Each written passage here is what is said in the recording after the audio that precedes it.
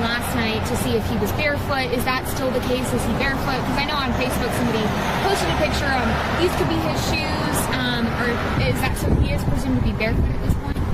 What I can say is that his mom says all of his shoes are accounted for at the house. I'm not going to say that he's barefoot. All right. Allegedly! Hello everyone and welcome back to my channel. This is Lady Freedom here coming at you with another raw narrative. Here's a brief disclaimer for tonight's show. Let's watch. That's ignorant!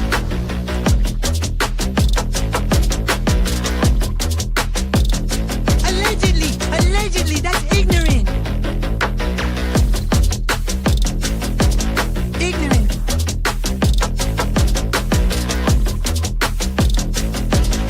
Judgment, Arthur. Chloe, you read my thoughts.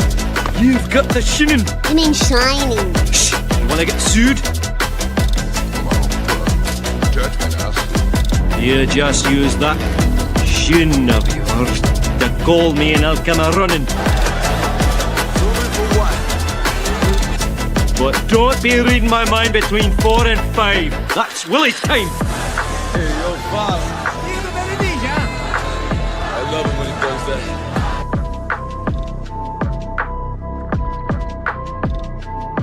Let's watch.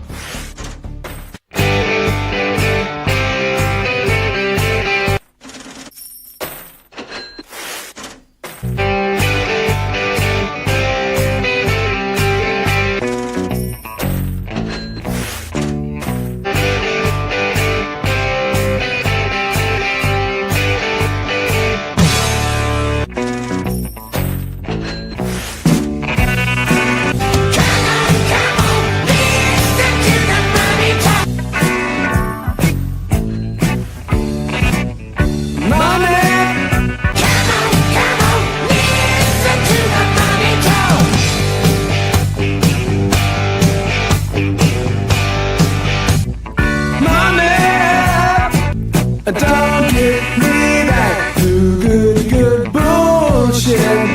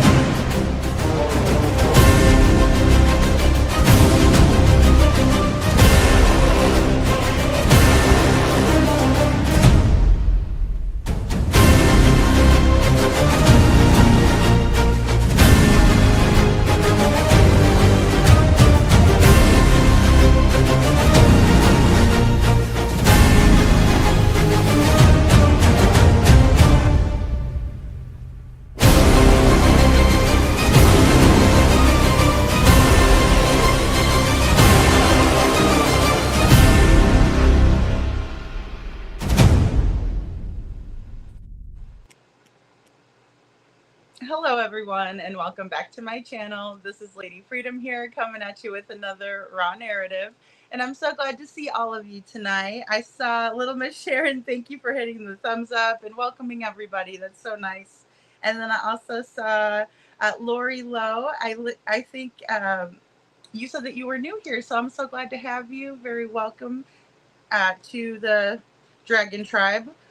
You'll see what we do here tonight. And I also love Dr. Gary and Chris McDonough and Josh, of course. So I'm glad you're here. And then we also have Cece. Cece, thank you so much. That's so kind of you. And then also I saw Sabrina Smith and Little Redo. You had me laughing. Don't allegedly hit the like. Really hit the like. I appreciate you guys so much. You guys are all so awesome. And thank you all for being here and welcome in. Hey, Mama Dukes, good to see you. Hey, Jude, how are you? Hey, Jude. It's so good to see all of you guys tonight. And I'm glad to be here a little bit early. So I had to mix my schedule up a lot this week. So I apologize, but I hope I catch a little bit of people who haven't, that don't get to catch me normally, I guess I should say. So very glad to have all of you tonight. I have more clips, and then I didn't realize that this would be the episode where they talk about the Chris Proudfoot call with the PI, Heather Cohen. So it's going to be a trigger warning tonight from Mr. Proudfoot. When he goes off like that, it does trigger me. So I just want to warn you guys, because it's pretty bad, this call. And it's been out for a very, very long time. Like this interview or panel was from May 15th of 2024 that we're watching, of Josh and Dr. Gary and Chris McDonough. So it's been out for a while. I played it as well. I did because I think people need to hear kind of what goes on behind the scenes. It's kind of like when we played Jules, the call that she had with Mr. Proudfoot when it came to the polygraph tests, right? And it's just because it's more candid, in my opinion. They're being more honest, in other words. So I enjoy listening to that, even though I don't know if people were aware that it was being recorded. I would assume so. I would assume they did know. But again, some places you don't have to disclose that information. You can record someone without their knowledge. So it just kind of depends on where you're at in the United States. Hey, Mama Dukes, good to see you. Thanks so much for your super sticker. That's so sweet. Aw, thank you. You guys are the best. So tonight is going to be a good night, though, I think, in terms of getting to understand a lot of the dynamics when an investigator like Chris McDonough looks at this, and then when Dr. Gary is looking at it. And again, I just want to preface that Dr. Gary has come to some conclusions, but he was really fresh on the case. He didn't know much about it, and Josh was really kind of there, most knowledgeable, telling him about the case. And then we have Chris McDonough, who was at like a moderate level. It seems like he had seen some interviews at the point of this interview or panel. I don't know why I keep calling it an interview, but it's a panel. Hey, Perfectly Imperfect Boy Mom. And so, I mean, you have people that are in different stages, but then also who have different expertise, right? Josh is a YouTuber. You kind of get to know these cases, right? We kind of know what to look for. If you've seen one of these cases, you can kind of compare them. And they did do that with the Summer Wells case and the Sebastian Rogers case. And Chris McDonough made a statement last night that you could pretty much lay the cases over each other and they would match up really, really well, right? Except for Summer Wells was only a little girl, 5 years old, little girl. And then Sebastian's 15 years old, right? So he's an older boy.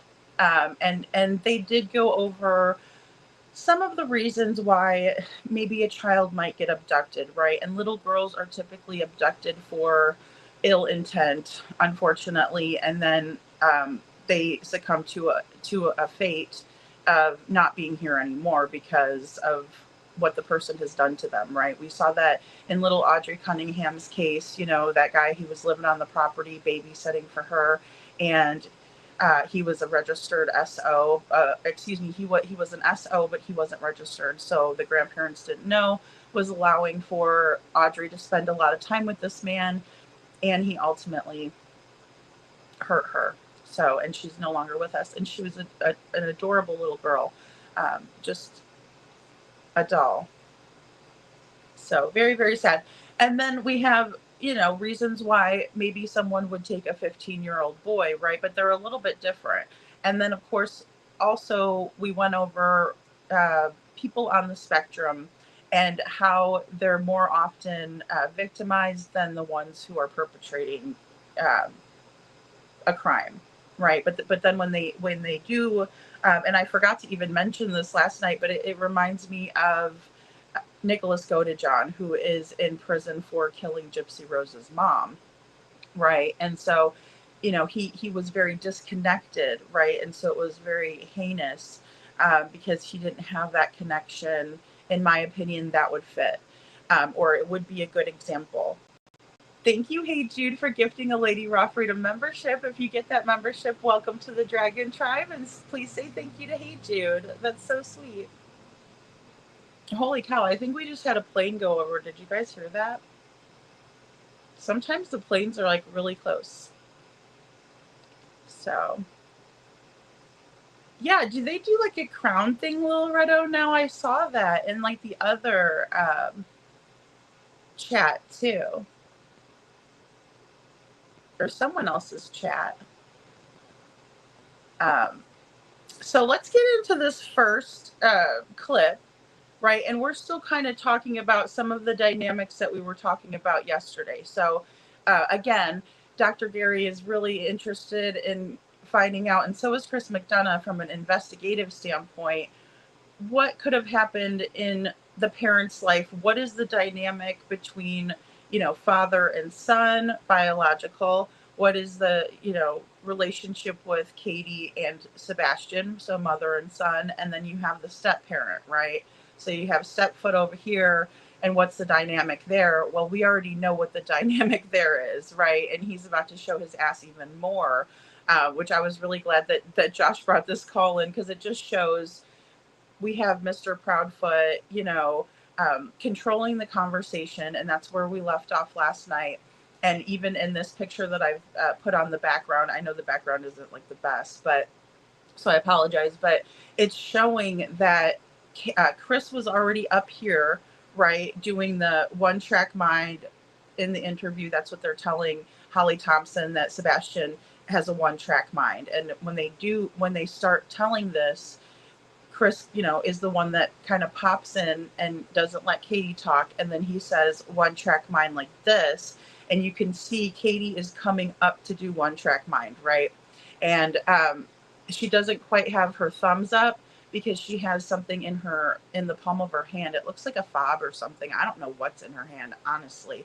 And I just really kind of noticed it, again, watching these interviews back. I don't think I ever noticed her having something. It's like black, and it looks like a fob to me for a car or something. So some sort of key fob.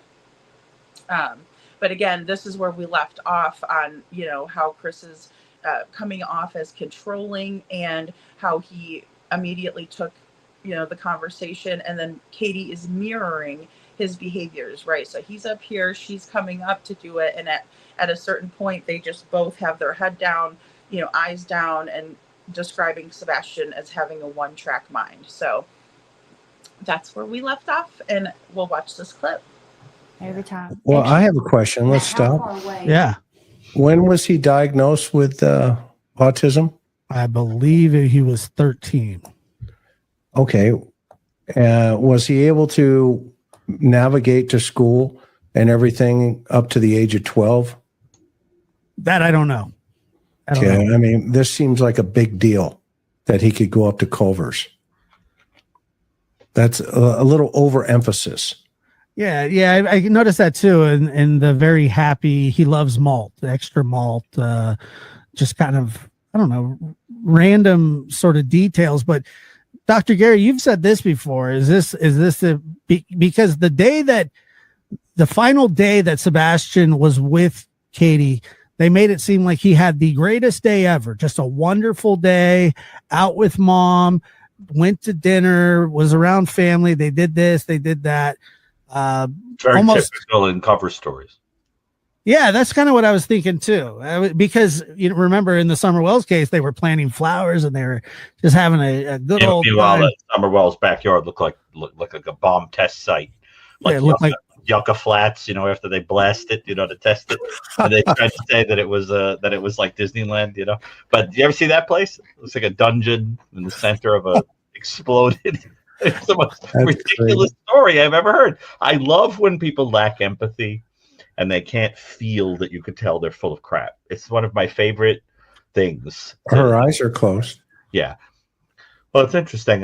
That's true, Chris. Some of these little observations of their body language are very interesting, but they are amazingly mirroring each other. It's fascinating. It's a fascinating truth that you pointed out. But they do talk about him in the present tense as if he's still alive. Mm-hmm. They say, oh, he likes this, he whatever. In other words, there's no assumption on their part that he may be dead, or at least they're going out of their way to emphasize they don't know him to be. Let's put it that way. Yes. Although after 9 days, I'm sure somebody would have said, I would be bracing myself because chances are, if the kid is on foot, Chris, how many miles could this kid have walked? Well, with shoes, a long way, but he didn't have shoes. Dogs or whatever would be looking in a you're talking about a radius of what, mile or two? Yeah, miles. Yeah, 5 miles. 5 miles. And so depending when he left. If he left at 6 and they called the police at 7, or did he leave or was he taken or earlier in the day or possibly Sunday evening, because you have that 9 to 12 phone call. So okay. Time out. I love you, Josh. You know that. No, this is your show. No. Okay. How many abductors, right? How many abductors go, you know what? I think I'll just drive around the neighborhood here and see if there's a 15-year-old sound asleep in the house. I'll just take a random shot at it. Hey, I'm in the house. Yeah, that's a ridiculous story. Ding dong. Yeah. Oh, wait a minute. I'm not going to ring the bell. I'm just going to somehow hope that the young man knows it's me. And so he goes to the side of the house. Boom, boom, boom. Big thump. 10 o'clock. Hey, it's me. Let's go. Come on. Don't put your shoes on. Whatever you do. Okay? Because, we're just going to Culver's at, what time is it? 2 a.m., 3 a.m., 4 a.m., 5 a.m., 6 a.m. Pick a number. Okay? Just pick any number. Okay? Put it on your bingo card and say bingo. Okay? Because that will be the number that would be possibly correct. And now just disappear. And he just evaporates from the wind. And no traces, no DNA, no fingerprints, no nothing. No indication of a break-in, no indication of going to it, nothing. Completely right. I was on the phone. Hey, just to let you know, Sebastian's gone. How do you know? I heard a thump. What time did you hear the thump? 10 o'clock last night. Okay, well, I'll be home at 7 in the morning and we'll go look for him. Okie dokie. See you at 7. Click. Okay. Do you see how ridiculous this sounds? It's ridiculous. I agree with you. The whole thing is completely ridiculous. Yeah. I love these guys. This is great, right, guys? I hope you guys are cracking up in the chat. I always write notes, so I don't pay attention as much when I'm writing notes, but these guys crack me up, right? Because you got, Chris who interrupts Josh on his show, and it's like so funny, right? And he's like, hey, look, I gotta come in here, right, and say this, because he's like, this is so ridiculous to think that an abductor would know to go to Sebastian's, window, right? Let's just say he went to the window, but windows lock from the inside, right? So that already doesn't work.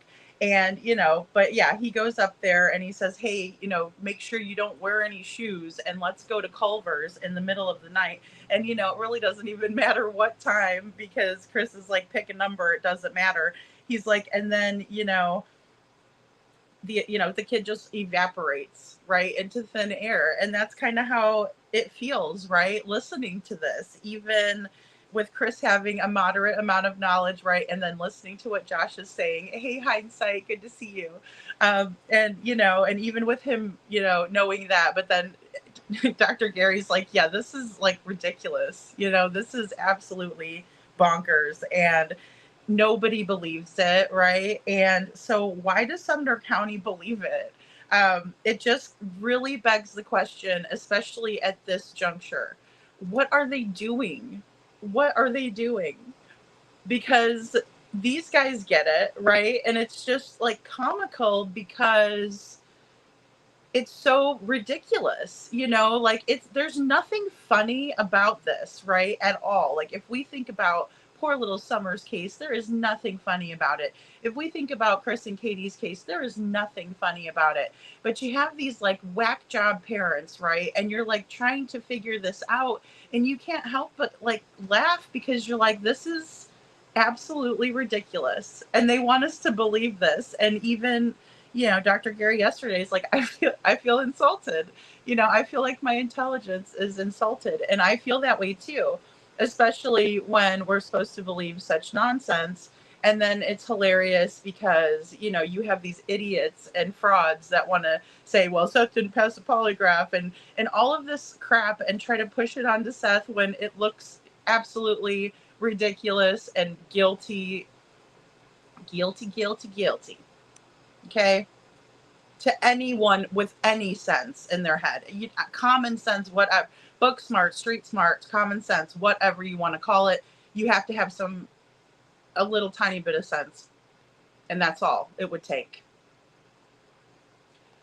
Bling and Beezy says, Bernie Allen, nice to see you, says, I find it really disturbing that CP's sister stated that Sebastian left in the middle of the night. What knowledge does she have to make such a statement? Yeah, that's really interesting. Very, very interesting to me because, you know, there's some truth there, isn't there, with there being the 3 a.m. lights. I mean, Sebastian leaving in the middle of the night might be a lie, like he left on his own, I think is what she was trying to insinuate. But we do know that he possibly could have left in the middle of the night with someone, and then someone went back to the house because of the car in the neighborhood. Thank you for your comment. I really appreciate it because of the car. And it's right here, you know. And I love Chris from Mob Crew's face here. It's so hilarious. He's like, really? And this is how we feel. This is a face of someone who feels like their intelligence is being, you know, violated. Okay? Because that's how I feel too. So it's just like, really? You expect us to believe you? Okay. Sure. Sorry, guys, I lost my place there. Oh, here we go. Holly S says, the people still covering Sebastian. I have so much love for. I care very much for Jack and Lily, and I feel helpless as an American when it comes to them. Yeah, I do too. And, you know, I kind of made fun of myself, Holly S, because I made a little bit of a faux pas. But I know it's rough for us because we're not Canadian. But, you know, we could always share their story. I feel that way too about little Claire too, because I know that they don't really want her to be talked about. And, you know, I understand, I understand there was a positive outcome in that, and I've kind of struggled back and forth, but I think the basis in the case isn't an isolated incident. So I think it's very important to draw awareness to maybe not Claire, but her mother and what happened that could have pushed her to do something like that, right? Oh, and you know what, too, Bling and BZ, I also wanted to say about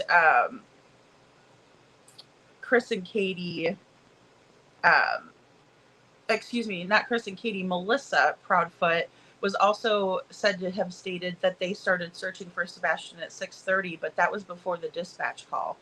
You know, that was before, they actually did the 3-way call, not dispatch call, 3-way call. My bad. But that was also odd because, you know, if she was looking at 6:30, then that means that they called Melissa before. Melissa knew about this before Seth did. And there's something not right about that too. I mean, I understand that not everybody's going to react the same way, but I'd be calling the child's father. Cece says, I feel like the door grater at Walmart. Or the door grater at Walmart. That's hilarious, Cece. Welcome to Walmart. I'm back. I'm back, guys, says Kiki. Oh, good. I'm glad, Kiki. I saw that you were live earlier, and I was going to stop over, and then I got into this, and then I had to switch things around and go earlier. So I was like, oh, this is the worst day. But I got your notification, so that's really good. I always get excited when people say, I got the notification. I'm like, oh, good. Something's working. Hey, BMW Coupe. Nice to see you. Little Redo says, I updated my iPad so I can chat. I know sometimes you can't tag in things. I never try to tag anybody anyway, even when I can. I mean, I'm kind of casual about the chat. Good to see you, Kathy Bartholomew. Thanks for being here. Oh, you have an early doctor's appointment. I hope it goes well. At least I'm on a little bit earlier for you because I won't be on too late tonight because I had to switch some things around. Yes, thank you, Hey Jude, for dropping links. Yeah, if you guys could drop links for everybody, everybody up here that we talk about. I love reviewing good people and sharing it out. Especially this was a really great live, guys. I know my live last night was kind of long. I was thinking about piecing some of these up too.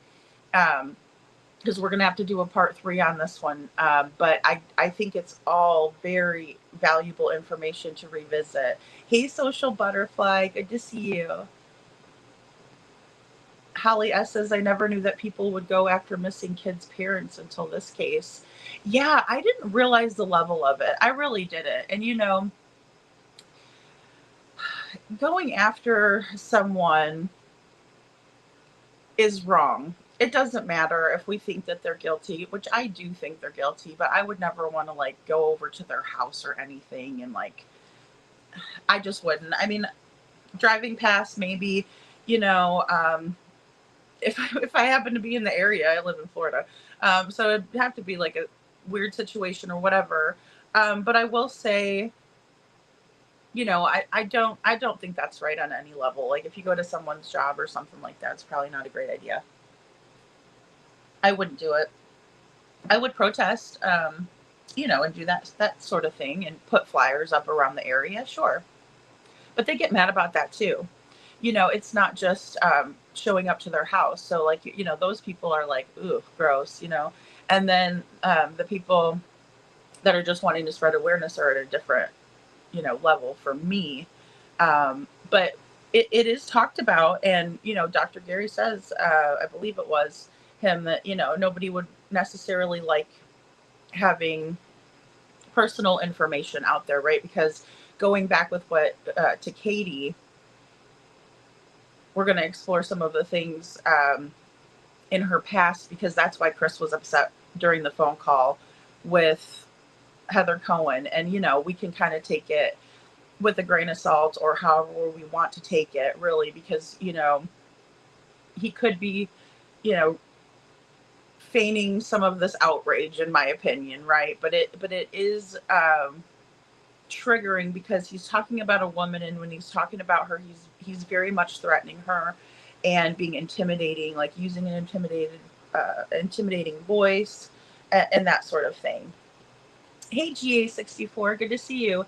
I've been rolling with the statement from CP telling Seth to go to church and to find Sebastian. It has to be a code or maybe a cipher. It really has a mathematical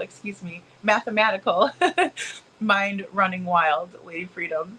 Yeah, no, I understand that, you know, and my brain is not mathematical at all, but I do like the scientific aspects of things, you know, like doing studies and that sort of thing, and watching people's, you know, mannerisms and things like that. And I agree with the statement analysis as well. Telling Seth to go to church, I was wondering, many things about that, because you can kind of take it different ways. It's like he was it a dig on the fact that, we go to church more than you do? Sometimes Christians, will go after each other like that, So I was like, was that it? But then I'm like, no, there's no way, because if you consider the person that we're dealing with, Chris, it coming from Chris, it's like, there's no way he's like, an altar boy. And so then it's like, I don't know. I think ultimately what my conclusion came to, without speculating too much otherwise, was that he was leaking that he is not going to be seeing Sebastian. It's kind of like when Don said that he'll see Summer, at the rapture, I think that's what he said, at the resurrection, excuse me. So that's where I concluded it. But it could have just been a dig. It could have just been a dig. I'm hoping for that,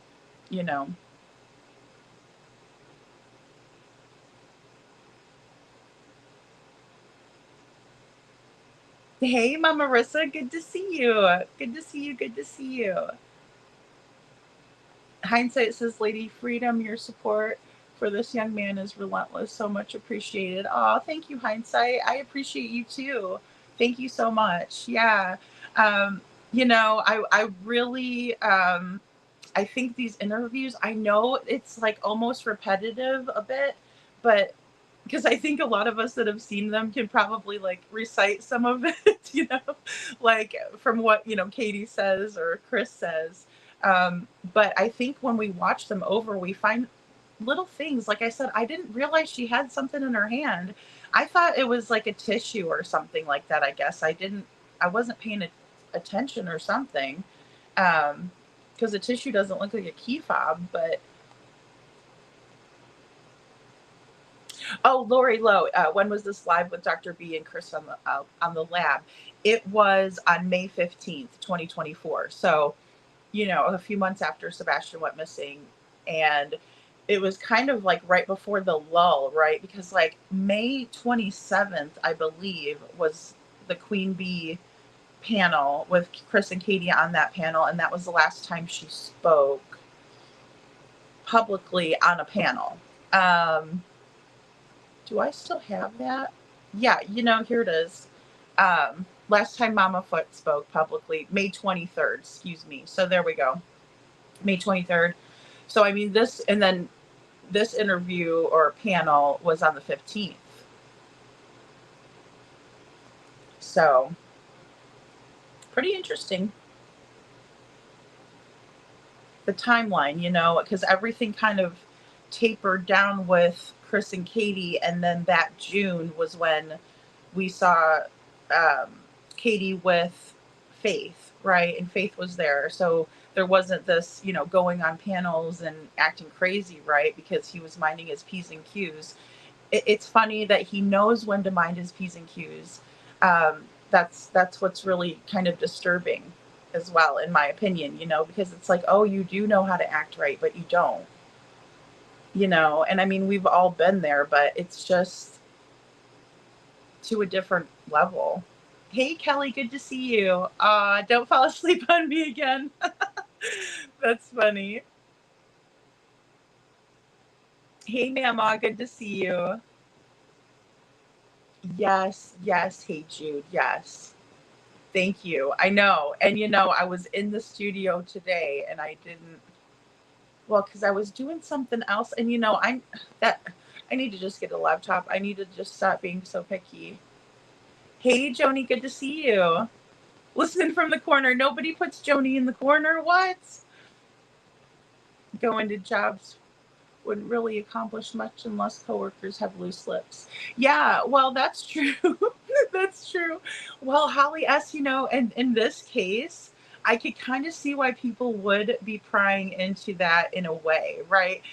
But I'm saying, like, don't go there and, like, embarrass them. But, I mean, his job already knows what's happening. So if somebody asked a question, I don't think it would be, like, malicious or anything, but in this case I can see, because look, Seth is showing us time cards, we have him showing us things, and then which does not make it right. I'm not justifying it, but I'm saying in this case I could see why. And again, if it was me, I'd be showing you guys. I'd be like, look, here it is, this is me on camera. I would ask for pictures of myself so that way you guys could see me at my job. I just really would, because I wouldn't want people to think that I wasn't, that I had anything to do with killing my kid or kidnapping him or anything like that, Yes, go check out Kiki's lives. Yes. And then I put the one live, or I shared your one live about the Life 360 being able to be manipulated. That was very interesting to me, and I had no idea. And of course the kids know these things, and then as parents we figure it out, and we're like, I gotcha, but I mean, it's like, I don't know why they would allow for that anyway. Like, it's weird, but either way, if you can manipulate that data, then that's something that at first glance it could seem like there's an alibi there, but then again, if you dig a little deeper and find out that no, this was changed, not what the original data was, then there's something there, I think. Holly S says it's hilarious. They're now trying to say that Seth was threatening Chris from his live the other night. It was a joke, or what a joke. Chris has been threatening people for months now. Oh, I know. And that's the thing. I mean,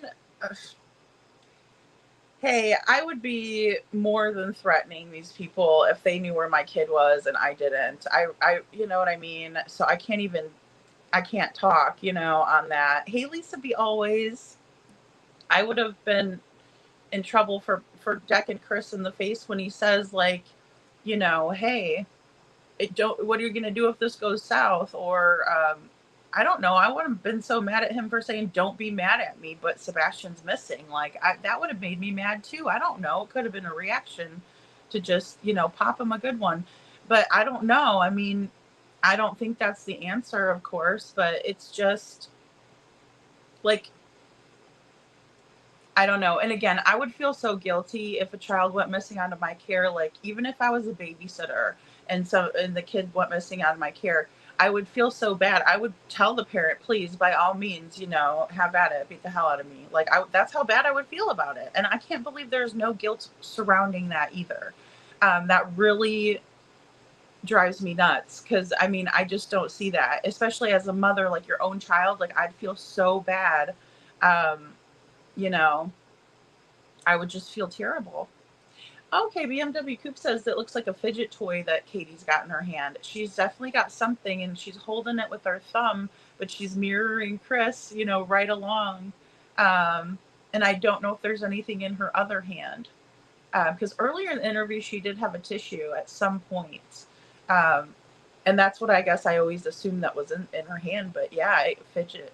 And they talked about the rocking back and forth, if that could have been a self-soothing thing for Katie, if that's something that she normally does. A lot of times we see that in childhood trauma, or someone who has had childhood trauma and is an adult. You'll see people exhibiting those different behaviors, and then like maybe even thumb sucking and things like that. It's on a very low level. You might just see them doing one of these, but it's soothing themselves. I actually knew somebody that had that tendency.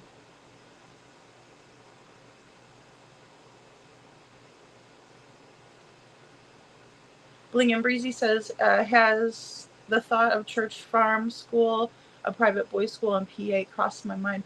Yeah, we've talked about that here a lot, because they're so secretive. And I mean, I can't rule that possibility out, especially because it fits what the schools do, like taking the kids in the middle of the night, bringing them to an undisclosed location type of a thing. Like, it's very weird. and very secretive. So I don't know why they would. What is the PA connection? What's the connection to Pennsylvania? I'm guessing you're talking about Pennsylvania. Hey, Cooper. I'm glad you're still awake, Mama, too. I'm glad I caught some of you early birds. I'm an early bird today, which I love coming on earlier. But it's just I got to kind of move my schedule around because you can hear everything in here. And like I said, if someone makes coffee in the Keurig, it sounds like someone's taking a leak right next to me. So like, I don't want the hate channels to clip that. Like, oh, Lady Freedom using the bathroom on her live. Look at that. And I got proof, I got receipts. Oh, Lord, the things you think of. Oh, Kiki says I'm wanting to do some studies tonight and my life would slow down. If my life would slow down, seems 100 miles an hour always. I feel that. I feel that, Kiki. I do. Cooper says, I've missed a lot of your lives. I'm sorry, but I think of Seth and Sebastian every day. Oh, I'm so glad, Cooper. Thank you. I've been really sick for months, and it's hard to not get greatly depressed. Yeah, just know I appreciate all of you. Thank you, Cooper. Yeah. Well, I appreciate you being able to take a break if you have to, because I know it's hard. I mean, I have to do the same thing. I have to turn off everything and go watch a TV show that has nothing to do with true crime, because it's terribly hard. And even the grandfather of the Decker girls, right? And I think it would have been, and correct me if I'm wrong, Whitney's dad was at a council meeting, and it was absolutely heartbreaking, but he was thanking everyone for their help and putting together the vigil that was so beautiful for the girls. And it just breaks our hearts, right? And this case is heartbreaking. But thank you so much for always thinking of Sebastian and Seth. That is so sweet. And a lot of times that's why, too, I want to make you guys laugh, because I know it's so hard. Oh, an earbud maybe, Hey Jude says in her hand. Yeah, it could be an earbud. It's small. It's something really small. And I actually have of course they're not sitting next to me. Dang it. Oh, maybe they're on the charger. That's what it is. They are sitting next to me. It's small. And it's actually something that you could hold in your hand, without dropping it. So.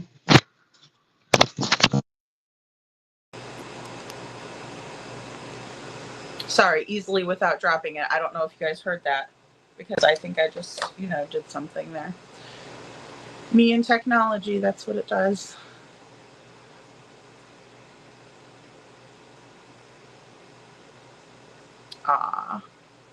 Mama Marissa, you guys do, yes, Voices of Truth, guys, they are awesome. You guys do such a great job. And you guys have a live coming up. Is it Friday? I need to make sure, because if YouTube YouTube does their little thing where they don't remind me or send me a notification, but I do always click notify me. In hindsight, says something so kind, says Mama Marissa, because you truly are and bring care to this child and his father. Absolutely. And I feel that you guys have just an awesome live, and the facts are just the facts, right? And I love that. It's very important. Well, I did wonder that, Little Redo. I did in the beginning. I did. Little Redo says, "Has anyone ever wondered if Mrs. Crispy Critter might also be on the spectrum for her action because of her actions?" And I was thinking that, especially the first time, because obviously we couldn't see them in Duchess, like their movements or anything like that. But in this one, I was thinking she was doing that self-soothing for either like a self-stim or something like that, and then maybe if that is a fidget, she might be using that to self-soothe, right, or stim. But I don't think so now that we've gotten further into the case. I don't. I think Katie wants us to think many different things of her and never get to the bottom of who she really is, and that's the toughest part, because I do think that she hides who her true persona is, especially when she changes her accent and she kind of chameleons to whoever she's speaking with.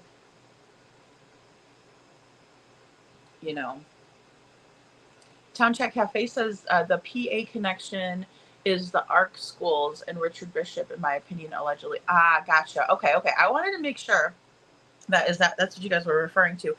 So I do not believe that Richard Bishop is the Yellow Jacket guy. I don't. And anyone that does think that, please don't think I'm being disrespectful to your opinion. I'm just sharing mine. And the reason why I think this is because I've done some comparisons, and then I've also looked at comparisons that others have done, and they were quite convincing. And then also, not to piss anybody off, right? Here I go. I don't think that Tommy is the Yellow Jacket guy either. And the reason is because I have not seen him with his Air Jordans, with a newspaper, with the yellow jacket on and the mask. No, I'm just kidding. But again, no, I have done a comparative, analysis and looked at these things. The shape of his head and different aspects didn't match, in my opinion, but that doesn't mean that I'm right. Now, it wouldn't be far-fetched to believe that the PA connection, right, with the ARC schools, Richard Bishop is very comparable to this individual. I just don't think it is him. That's not to say that this Richard Bishop wasn't in the car at the 3 a.m. car, right? I mean, I would say that. I would say that. I just have a weird, I have a weird curiosity with this Yellow Jacket, because he appears to have Sebastian's picture on his phone, or video of Sebastian on a phone that he is, that he has in his possession. So possession's 9/10 of the law, right? And so then I think, okay, why does this person, hey, show poodles, why does this person blooper perfectly imperfect boy mom says blooper. I know, oh my goodness, I'm telling you, I'm like, don't be mad at anybody, but but it's just because it's because of an analysis. It's not like I'm like, oh no, I already know who this guy is, because trust me, if I knew who this guy was, I would sleep better at night. Because it really bothers me, and I don't mean to harp on the situation, but I mean, it appears that this gentleman at the Texas Roadhouse has Sebastian's picture on his phone. Like, you'd have to zoom in on this one, but we've gone over it extensively.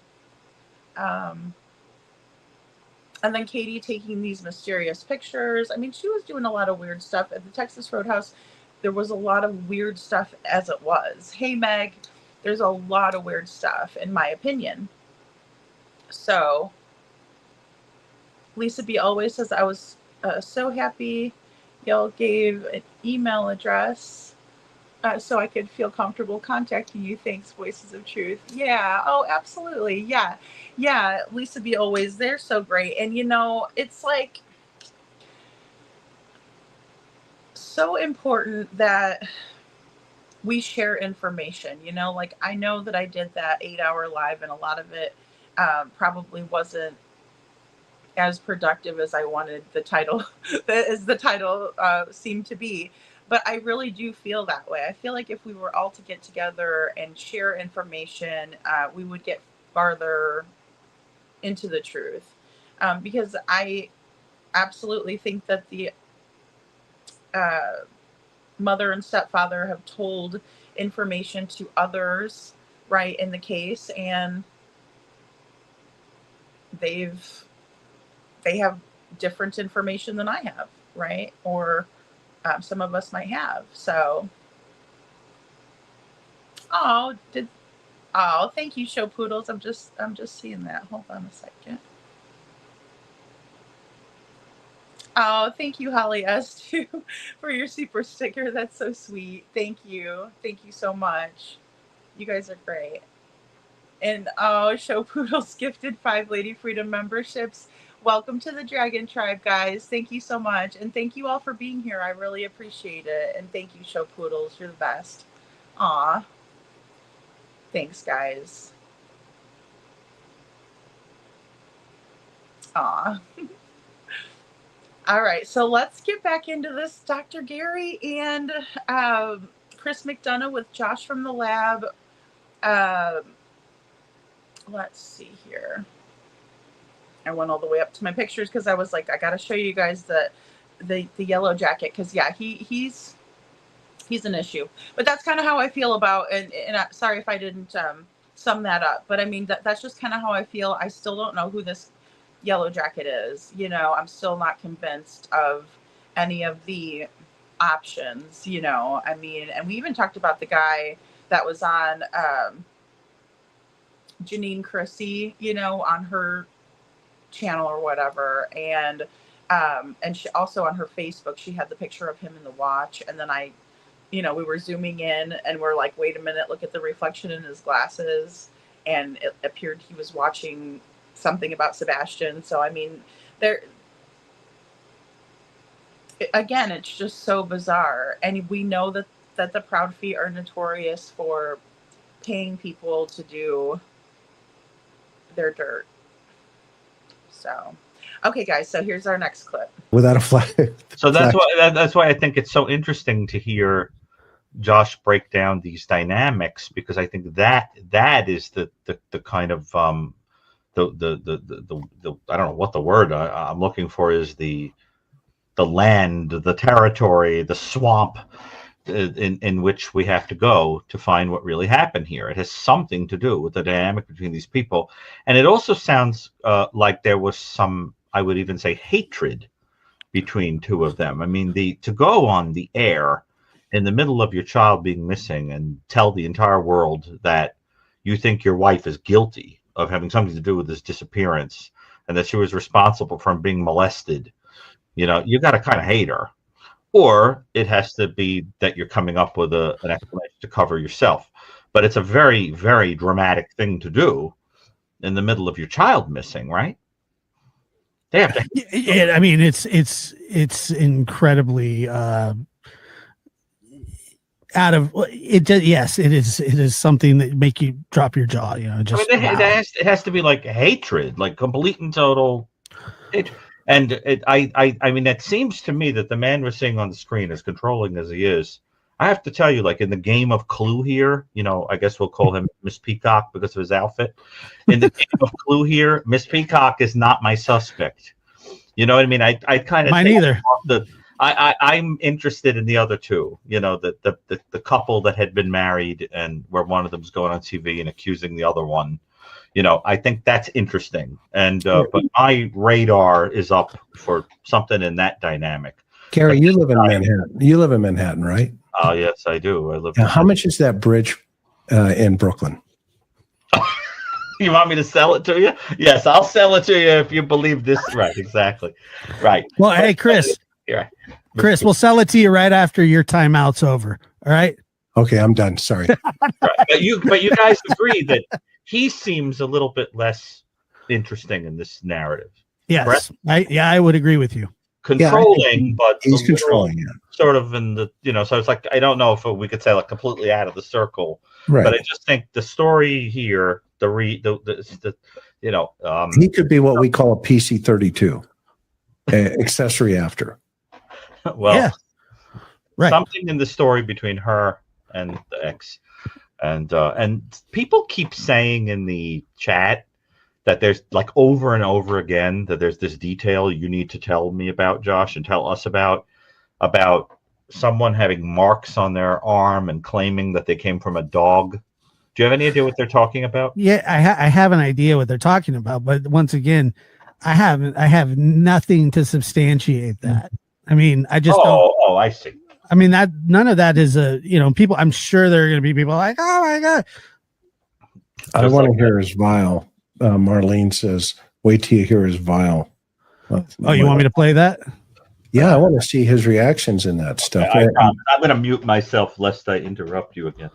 Oh, you're like, right. Finish this piece because sorry. All right, let's go. Where does his dad live?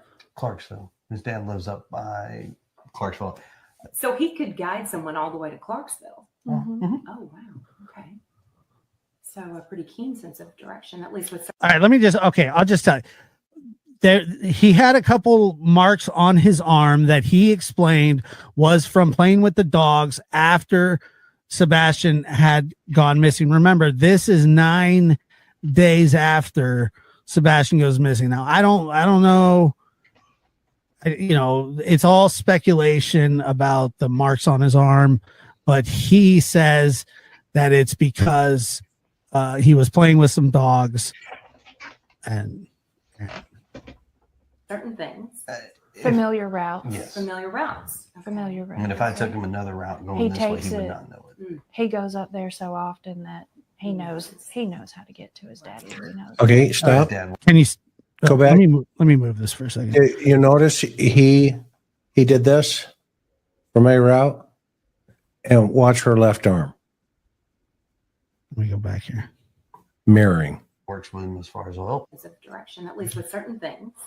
Familiar routes. Yes. Familiar routes. Familiar routes. And if I took him another route going He this way, takes he would it. not know it. He goes up there so often that he knows how to get to. See, she does it unconsciously. His dad works with him as far as well. Yeah, she didn't know. Well, she didn't know what she was doing. Right. Yeah, where I'm going here, right, is I would think if you really ask them the dynamics in relationship to this relationship, that he has been controlling this scenario for not this scenario about the baby, the son, Sebastian, but the total family dynamics here. This guy is 100% in control of everything. He's the guy that would say, "Are you wearing that? I don't like that. Go back and change." And she'd come out and say, "How about this? I don't know about that. That just doesn't look right either. Go back in and change again." And she could never please him. Yeah, he's that guy. He's definitely that guy. And that is the vibe that I've always got from Chris Proudfoot, was that he is absolutely in control of the family dynamic. And when he is out of control in this situation, it absolutely drives him mad, right? Because he's so used to having that control and being the one to, even down to what someone's wearing. And I can say that from experience. And Chris is very interested in this dynamic that he sees between Katie and Chris, right? Noticing that even, she's not even consciously following along with him, but she is doing it, right? It's like muscle memory at this point, because she's so used to this appease response, in my opinion, right? That it just happens without her even trying. So again, we go back to this swamp that we have to go through, right? Because we talked about this last night, about this case being extremely dark and extremely disturbing, right? Especially when we look at the dynamics, and then we look at what happened to Sebastian, that he's still missing even to this day. So Dr. Gary brings up something really interesting here, and I never thought of it this way. And so I'm very appreciative of his perspective. He said there has to be a hatred involved between Seth and Katie, right? So he's now interested in the dynamic between Seth and Katie, and that's based on what was discussed last night in terms of what happened to Sebastian in California.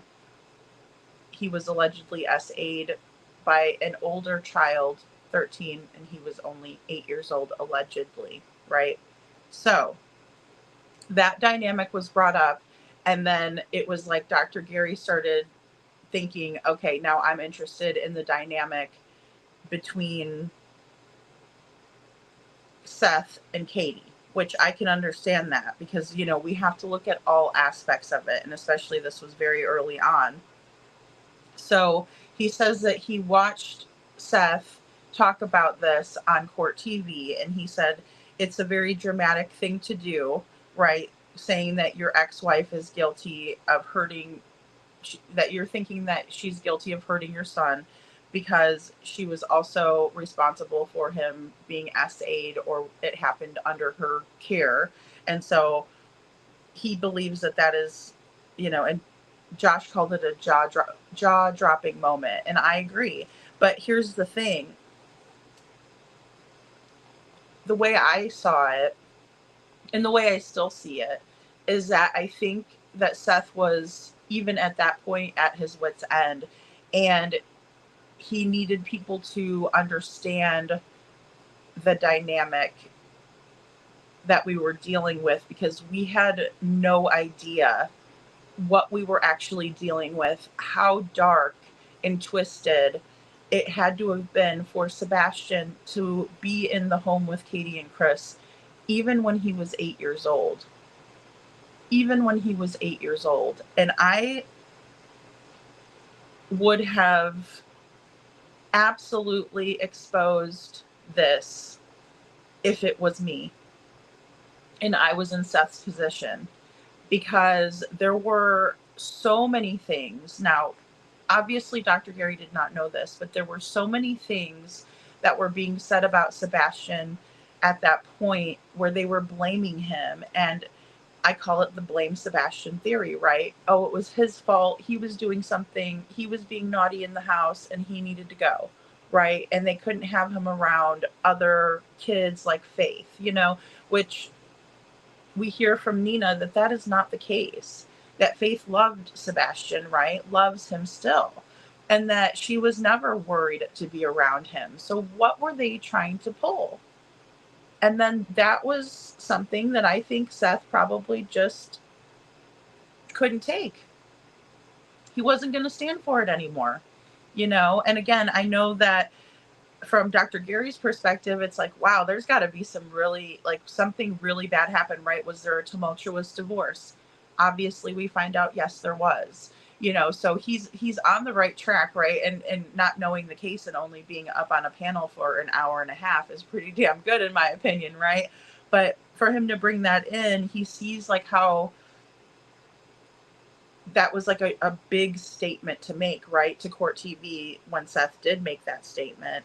But he said his radar is definitely up based on that statement, the dynamic between Katie and Chris, and I believe that he would be right with that statement, and especially not really knowing that this all was going on behind the scenes, blaming Sebastian, you know, blaming Seth, and because, you know, don't look at us, you know, look at the other people, and so I don't think he was aware of that. But then again, you know, Chris McDonough says, you know, I think this guy's really controlling, and I don't know that he had anything to do with Sebastian's disappearance, but he may be what we call an accessory after the fact, right? He may have guilty knowledge or has helped Katie to conceal something, and that's the vibe that Chris was getting, it seems like. And then we go into Sebastian could guide someone all the way to Clarksville, right? So from his home in Hendersonville, Tennessee, he could guide someone to his father's house in Clarksville. That is huge. Another thing that's absolutely huge is that Sebastian made it through all the grades of his high school, right? Sebastian made that. And I'm sorry, I think I forgot to go over this part earlier. But Sebastian couldn't go all the way up to Culver's. You know, he knows how to get there by himself, right? And Chris and Katie, Chris had said to Duchess for the Missing that, and all of her viewers and everyone on the panel said that Sebastian is 15, but his mind hasn't caught up to his body. But he was doing just fine in the grade that he was supposed to be in school. To my knowledge, he was never held back a year or anything like that. So to say that Sebastian was so behind and all of this is nonsense. It's absolutely bullshit. You know, and also, where did I write? And then it was funny too, because Dr. Gary says people that lack empathy, you can tell they're so full of it. And that's exactly what I'm getting from the interview, right? Well, he can make it up to Culver's, he can do this, but you just told Duchess for the Missing that his mind hasn't caught up with his body yet. That he wouldn't know how to use a $20 bill. I mean, come on. It's crazy. Holly S. says, if Tommy came forward and said it's him, I'd be interested, but finding a review on this guy with cancer that frequent Texas Roadhouse that sort of resembles him, I'm just not feeling it. Yeah, I'm with you on that too, Holly. Yes, I am. And I would like him to come forward and at least just be like, hey, I mean, he could even put the shoes in his avatar. With the receipt of the day that he bought them. No, I'm just kidding. See, you give us an inch, we'll take a mile, right? So, no wonder they don't tell us anything. Hey, Brenda, good to see you. Brenda says, I think it's still so interesting that LE came right out and discounted Green Hoodie, but said nothing about Yellow Coat Guy. Yeah, I agree. I mean, it's weird. And the way that they came out with Green Hoodie, it's like they should have been like, hey, we interviewed this person at the beginning, but they didn't say that. I mean, what kind of investigation did they really do? Well said, Brenda. Thank you. Megan L says he seems controlling, but he doesn't give a shit, in my opinion. Yeah, he wants to have control over everything, but he doesn't really care about Sebastian. It's not, sometimes people that are trying to take control of a situation do it in a not so great way, but it's not like they're doing it with malice or ill intent. You may be trying to control your family dynamic because you love your family and you don't want anything bad to happen to them, right? Like putting the alarms on the doors, and that may seem a little extreme to some people, but if you have a child that's eloping, that's protecting them, right? So I can see that, right? Even down to putting a camera by the door, so that way if they do go outside, right, you're notified. So those things can seem like a controlling behavior, but really it depends on what the intentions are behind it too. So, oh, thank you, Social Butterfly. I will check after. Thank you. That's going to prompt me to go to my emails because, oh boy, am I behind on the emails. It's bad. LE's behavior is baffling to me too. It really is, especially when we hear from an investigator like Chris McDonough and he's saying, I'd be all over the house. I'd be getting down to the nitty gritty. I want to know about Katie's background. I want to know about Chris's background. I want to know about Seth's background, everyone. And so it's odd that Sumner County doesn't have that angst. Hey, Ava. Ava says, I'm sure I've seen this before, but don't seem to remember it. Yeah, I'd never watched this one before. It's really, really good. Thanks for being here, Ava. Let's see here. What else did I forget to tell you on this one, guys? Oh, the Morkies. Okay, blame the Morkies theory, right? The Morkies were the ones that got Chris's arm. So I don't know if it's probably very difficult to see it. Don't know if I still have that one. would have been in my background.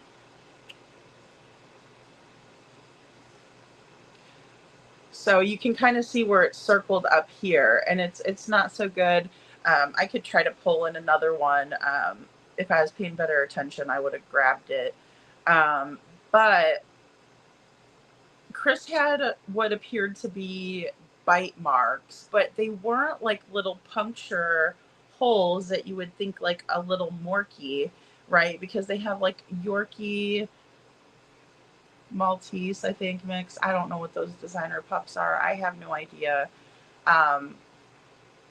You know, either way, like a Yorkie is a small little animal, right? They're little dogs.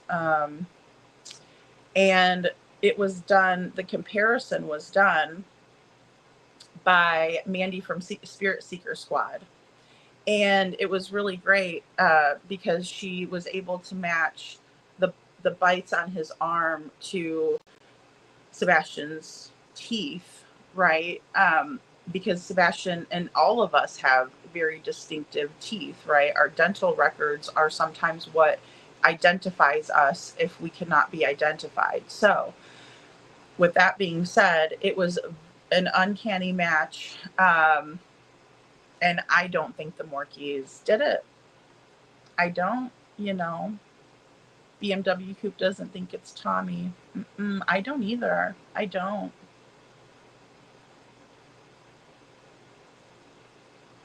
I don't. I wish it was. I mean, I would like it for it to be, but it's just unfortunate that it's not. Hey, Sasha. And I'm sorry I'm so behind in chat. Hey, Robini. Sorry, guys. And welcome in, everyone. Thank you for being here. I appreciate you guys being here. Oh, Kiki says, after me emailing who I did, Lady Tim Burkett, did I say that right, has come out saying something has to be done about the missing children in Tennessee. Fantastic, Kiki. That's wonderful. Oh, my goodness. That's great. Yeah, see, the more people are aware of it, right? I mean, I think public pressure is the very best thing that we can do, especially if we apply it in the right way. We're not rude to people, and we articulate ourselves well, right? And represent Sebastian well. They're going to be like, wow, I have to listen to this, right? They're compelled to have to listen to it. They really are, because then we get into their feelings, right? Because everybody has feelings, especially, some of these politicians, they get into it for the right reasons. Same thing with law enforcement officers, same thing with social workers, right? They just do.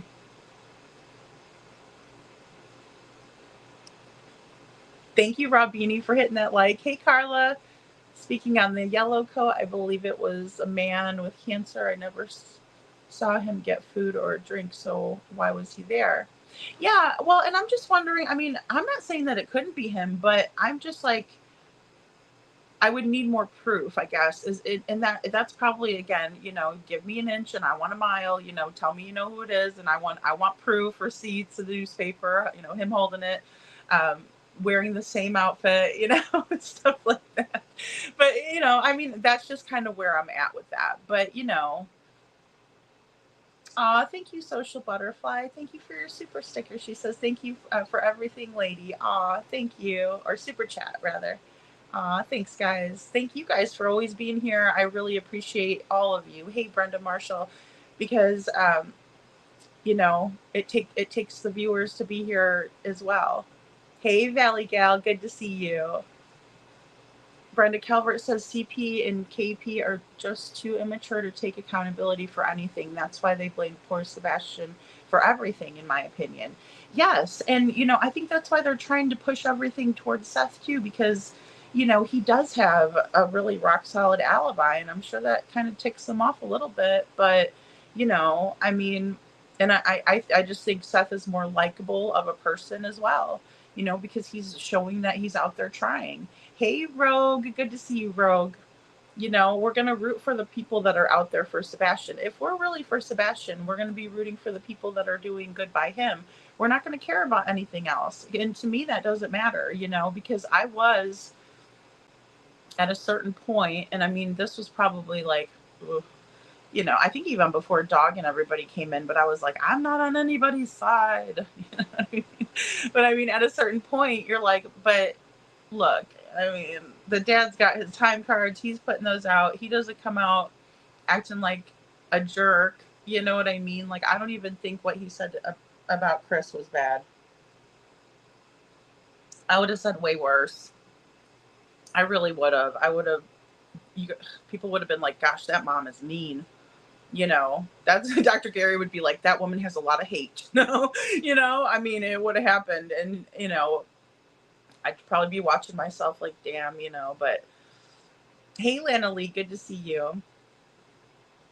Yeah, yeah, the tiny dogs, those tiny little dogs. They are little too. And they've got like, you know, they have canines, you know, so the canines are, you know, pointy teeth. They're not square teeth like humans have, right? I mean, it's a little far-fetched to think, you know, and he's like, oh yeah, I was playing rough with them.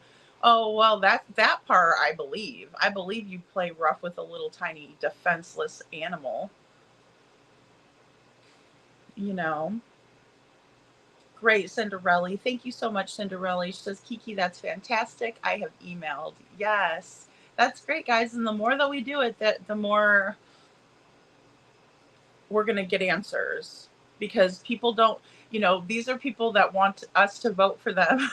So, and I know a lot of you guys don't like the politics, you know, I do try to keep bar rules in here sometimes, you know, but I'm not terribly scared to talk about religion or politics, because I think it's, you know, part of our lives. And, you know, I also think that politically, even though it's like the politics, right? Those are the people that can actually get things done for us, you know? So it's kind of, it would behoove us to get together and write to them and, you know, put a bug in their ear, plant a seed. And the more of us that do it, you know, they're going to be like, wow, okay, there's a lot of people out there that are worried about this young man, you know? Bling and Beezy says, as a nurse, I can tell you that those are not scratches. Those are human bites. And I see it on my patients who are bitten by people or special needs kids.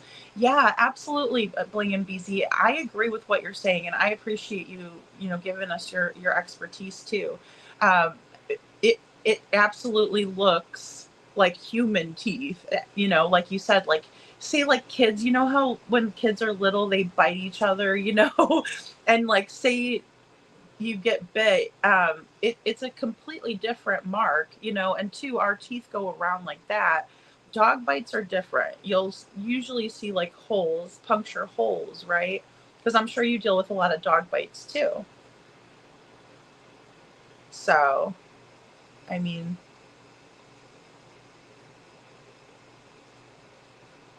Lana Lee says they need to start treating missing children's cases as a possible criminal investigation on day one. I agree. You know, don't wait 7 days and say, well, he's nowhere in the radius. We've searched it 75 times and we've searched the home of the parents 10 times. Well, you know, were you investigating the parents at that time? I mean, I'm not saying that it's always the parents, right? But I mean, leave that option open. Don't just assume he's a runaway. And I agree with that completely, you know, especially when we see some of the dynamics in these families, we're going, something's not right here. It's not, you know, it's not jiving together, you know, at all. Mike says, Rob Beanie, I did see your comment on KP and CP's alleged past. I have heard the same. CP and allegedly his mommy cleaned that up, so no charges. Yes, I do know what you all are referring to here. And, you know, that's why I heard he went into the military. Was kind of like, I'll be a good boy and do that, you know. Oh, thank you, Little Miss Sharon, for gifting a Lady Freedom membership. If you got a membership from Little Miss Sharon, please tell her thank you and welcome to the Dragon Tribe. Thanks, Little Miss Sharon. That's so awesome. Thank you, thank you. Oh, and Kiki says, Knox Mayor Glenn Jacobs found corruption tons in juvenile detention facility. That's why I thought maybe he could help. Okay, Knox Mayor Glenn Jacobs. Okay. Great. Yeah, anyone who's willing to kind of expose those types of things, Kiki, that's really smart thinking. Thank you. Absolutely. I mean, that's what we have to be doing, right? That is exactly what we have to be doing, is thinking who's going to help. And I was thinking like that too with the hey KJ Mac, with the 10 people sending them out. I'm like, who's going to resend this, because I don't want to send it to someone who's going to be like, oh gosh, Trisha's sending me this, you know what I mean, like, and asking me to send it to 10 people. But I know a lot of my friends that would do it, I absolutely do. And then even going as far as to say like, hey, could you share this on your social media even, and ask people to do like a chain letter to effect telephone. Rogue says, Lady Freedom, I think it all started with Trev argument. He is Josh's friend, and I consider him a friend as well. Yeah. Oh, yeah. I mean, I never had a problem with Trevor Lee. No, I think he's a good advocate, and I know that there was an issue, there. Yes, I do remember that. I think it was Chloe P.I., yeah, well, it is. Yeah, Lana says play rough. Was he throwing them? I always saw him as a dog abuser. Well, and if you're gonna have a dog to play rough with, wouldn't you get like a bigger dog? Especially if you're a guy, like you don't play rough with the little dog, like the little babies. Like some of those little dogs are so small, and like I would be afraid, like you said, that like he might like bat them too hard and hurt them or something, I would have to agree.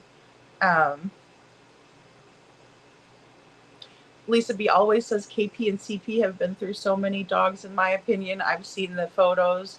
What do they do to those dogs and puppies, allegedly, in my opinion?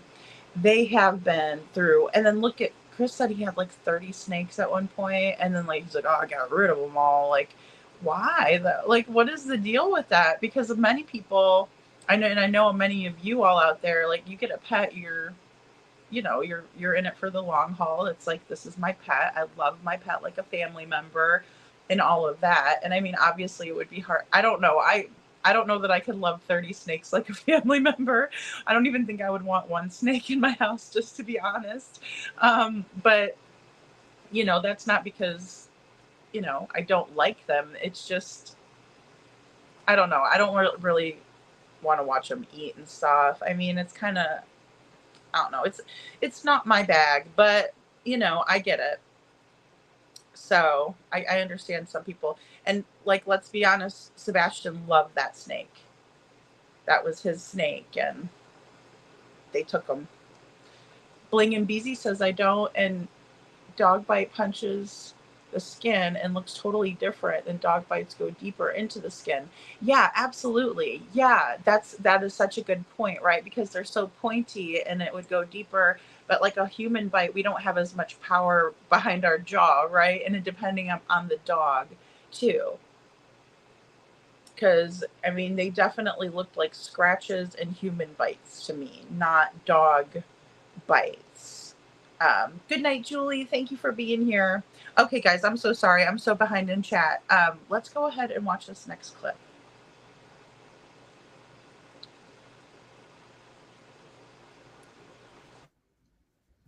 So yeah, what I was going to say, and you kind of dismissed it earlier, Chris, but Dr. Gary, I mean, is there no red flags that he's been married 5 times? Well, it's very interesting because, and I'm not going to cast aspersions here, but, it's actually characteristic of psychopaths. I mean, if you're King George VIII, it wouldn't be that big of a deal. Oh, Henry VIII. whatever. But I think that talk about an elimination murder. But I think that it is interesting that in psychopathic people, and I'm not saying that that's what's going on here because I haven't talked to this person ever. But in psychopathic people, you do tend to see those unstable relationships repeat, brief relationships that tend to fall apart over and over again.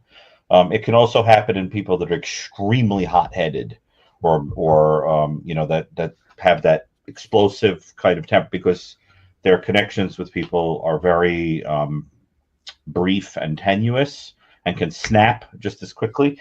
Is he somebody that would be described as having a volcanic temper? Yes. That would curse and scream and yell, that would rack up loads of, like, the whole neighborhood would hear stories. Like, Yes. we went into the supermarket and had an argument at the counter, and he had, in other words, this is a hothead, a total hothead. Correct. So this is the kind of person who, in addition to being a hothead, is he vindictive, or is he more the type of person that would hurt you impulsively? Yeah, I mean, I couldn't call it, honestly. I don't know. I know that he's a hothead, no question about it. He resents authority. If you go back to his military record, this is the guy. This is the guy that's going to stand right in front of his commander and just stare him down. Right. Yeah, I mean, there does seem to be some vindictiveness to him. So that's very important when we're thinking about if this kid a child not with us anymore and what the motive may have been. My sense from everything I'm hearing is that he was something of a pawn in a twisted Shakespearean dynamic between some people who hated each other. And I'm not really sure what the purpose of that would be yet, but it smells that way. I would agree, Gary. What did you say, Chris? It feels like a hideous. He was a symbol and a pawn in some kind of dynamic. And I have to tell you, even though I shouldn't go on record saying so, everything in my opinion points to that this child is not with us anymore. I know that there is a whole world of people who thought he was like in a photograph and out there and whatever, but the signs, I mean, Chris, from my professional experience, wouldn't you think that this child is very likely not with us anymore? There's a high probability of that, right, Gary? I mean, just very high. 80-20. I think we need a little more information about dynamics. Yes. In terms of, but it's not looking good. It's not looking good. It's not looking, because on his own, he couldn't really survive. If he was taken by an offender, they would have eliminated the child after whatever, God knows what. So the wandering off and the being taken stories would not have good endings. And then what's the only other alternative? A family dynamic that has a terrible ending and is being hidden. All three stories, one can deduce a terrible ending. So I'm just not confident. And I also think that if it did happen, it isn't too far away. It's all right. The whole world has been like passing over where that kid is. Right. Right. Terrible. Yeah. Or, I've seen cases that they got somebody else to help and they moved the body. Oh, yes. But they're less common, Chris. Yeah. The more Confederates and the whole thing, the more complicated. You have to be much more psychopathic, scheming, whatever. This looks more like a family dynamic in which there is some darkness we're not fully clear of yet. Yep. And that child was a pawn. Yeah, I agree. And it's awful. I hope I'm wrong. I hope I'm wrong. Although, unfortunately, I do tend to have a good sense of these nightmares. If this is something that we don't get to tonight on part 2, we absolutely will get to Nina's testimony this is his ex-wife that he's in a custody battle with. She has a very interesting story that she tells about just sort of the impulsiveness, anger, vindictiveness that you sort of alluded to or questioned. There's a lot of that there. And also there is that phone call where he is making threats to people, a woman in particular, and then Seth sort of towards the end. And I mean, these are real physical threats as well. Can we hear those? You want to hear them right now? Sure. Yeah, I'd like to hear. Do you have a stop time Absolutely, for this episode? Yeah. Do you have a time you have to end? Okay, guys, so this is where they're going to get into that phone call and kind of show, Chris's real self, not, the interview on TV, right? Which is going to be different. Obviously, people have public personas. I get that. So, but Chris is a total hothead, right? We know that. Josh is funny because he says, Dr. Gary, you kind of, ignored me when I told you this guy's been married, like 5 times. He's in his early 40s. Is that, kind of not, matter here? And he says, actually, you see that in people who are total hotheads, right? Psychos. And then also when people just build connections and they are just very tenuous and very superficial, right? So you'll have, somebody that's kind of, I'm sure Dr. Gary wouldn't use this technical term as I would, but a player, right?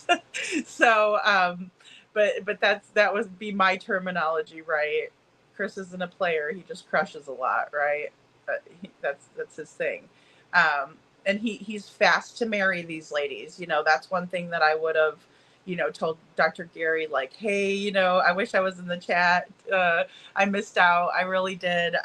But I would have been like, hey, he marries them really quick, so because I think that is important because a lot of people, and even one of our friends came in and told us a story, about a guy that she's like, hey, I had to let him go because he was just like very, wanted me to move in right away and things like that. Those are always big red flags, right? Because there should be a very comfortable transition when that happens, not an uncomfortable one where, someone feels forced or, uh, you know, right. Holly S. In my opinion, he love bombs hard at first. Yes. And that's absolutely it. And knows just what to say to vulnerable women. I agree, right? Knew just what to say to Katie as a single mom, right? Let's take Sebastian deep sea fishing. Let's do all of this stuff. Taking her out to faux restaurants. They would go hiking in California. They did all of these things in California, right? But then when they moved to Tennessee, it's like isolation. The neighbors don't know who they are, right? And yes, we do have a volcanic temper from Chris where the neighbors did hear him spouting off and being absolutely crazy, saying very derogatory terms to Sebastian, saying very rude ultimatums to Katie, all of that. Pressure washing Sebastian with the pressure washer hose. I mean, that's more than words. That's an action, right? And that hurts. Those are very powerful. Very, very powerful. Uh, Pressure behind the water. How does CP get away with all these threats he's made? CP has a very bad temper, and poor Sebastian having to live with him and his anger. Yeah, and that's the thing. I mean, I think about that. I was thinking about it even before the show tonight, and I'm like, how was it for Sebastian? Because just even, I'm not on the spectrum, right? But like, I'm listening to this and I'm, my heart rate is accelerating. I'm breathing, faster, and it's just like, it's very triggering. So I can't imagine someone on the spectrum who's sensitive to those noises, loud noises, things like that. And then those very, very harsh words for someone who struggles, emotionally. I mean, it would be awful. It would be a living hell. Like Seth said, it would just be a living hell. And then, oh, we're going to take your cats away from you. And then, oh, we're going to get you a snake. And we know you love him, but we're going to take that snake away from you. And like you guys were saying earlier, multiple like dogs and animals came through that house. And then they poof disappeared. So Dr. Gary and Chris have come to the conclusion that Sebastian is probably not with us, and they're saying it's a very high probability that he's not, like 80% that he's not and 20% that he is. And so those are staggering statistics that were given out, in my opinion. Dr. Gary says that he feels like Sebastian may have been a pawn in a twisted Shakespearean, hideous dynamic that he was in. And I do believe that there is evidence of that when we have an ultimatum. You know, it's either me or Sebastian, right? Using Sebastian. You know, Katie using Sebastian to hurt Seth. Absolutely. I see it. I see it. More info on the dynamic is needed, but it's not looking good. It looks like there's a terrible ending in store. And, you know, they're looking at the possibilities of this being, you know, a psychopathic type of scheming thing, right? Where others were involved, or was it just Katie, Chris, right? Was Seth involved at this point? I'm not sure. We knew that he passed his polygraph with Nancy Grace, but I don't think that he had released his time card yet, which either way he did. We know that now. But yes, they're talking about this darkness, and Dr. Gary feels this darkness. And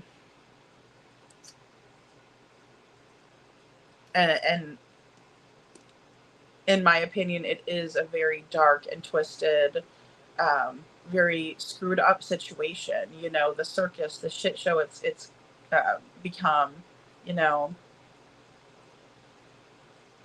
He does turn randomly, like Nina said. Absolutely. Yeah, because he was seeing Katie when Nina was still, you know, in the picture and had his only child.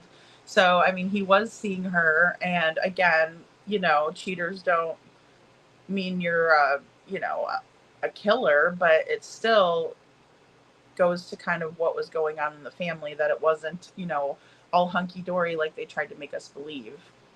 And I'm not saying that people are going to come out on a first TV interview either and be like, hey, I was having an affair on my wife, and, you know, she was, you know, sleeping with the neighbor. And, you know, I mean, they're not going to do that. Right. And it's not our business, but it does speak to kind of what was going on.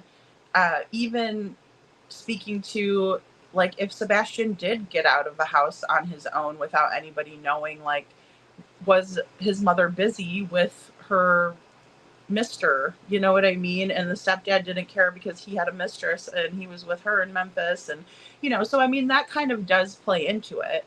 But again, it doesn't mean that anybody would hurt their kid because they're,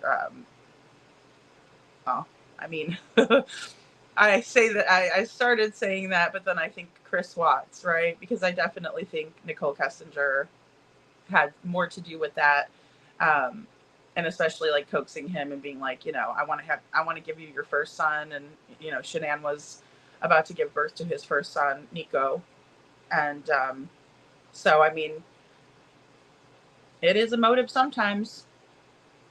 Social Butterfly says, true, CPKP got away with the abuse from them both with CPS and law enforcement. I agree. Yeah. And it's terrible because I was like, well, I'm sure they're going to pull those charges in once they arrest these people, but, you know, they still haven't arrested them, you know, and in my opinion, they've never interrogated them properly. Oh, sorry, I didn't mean to drop that link. Megan L says, didn't the courts with the custody battle order CP for anger management classes that he didn't do? I heard he did. I heard they did say to do the anger management, and I heard he did complete the anger management. The only problem is that when it's a court ordered thing, you know, they just make you go to the class. It's not like you know, they make you prove that you've changed or anything. It's just like, go take this parenting class, go take this anger management class, you know. It's not like, you know, it sucks because it's not like you could like do a rug test for anger, right? And be like, oh, you're still angry, you know?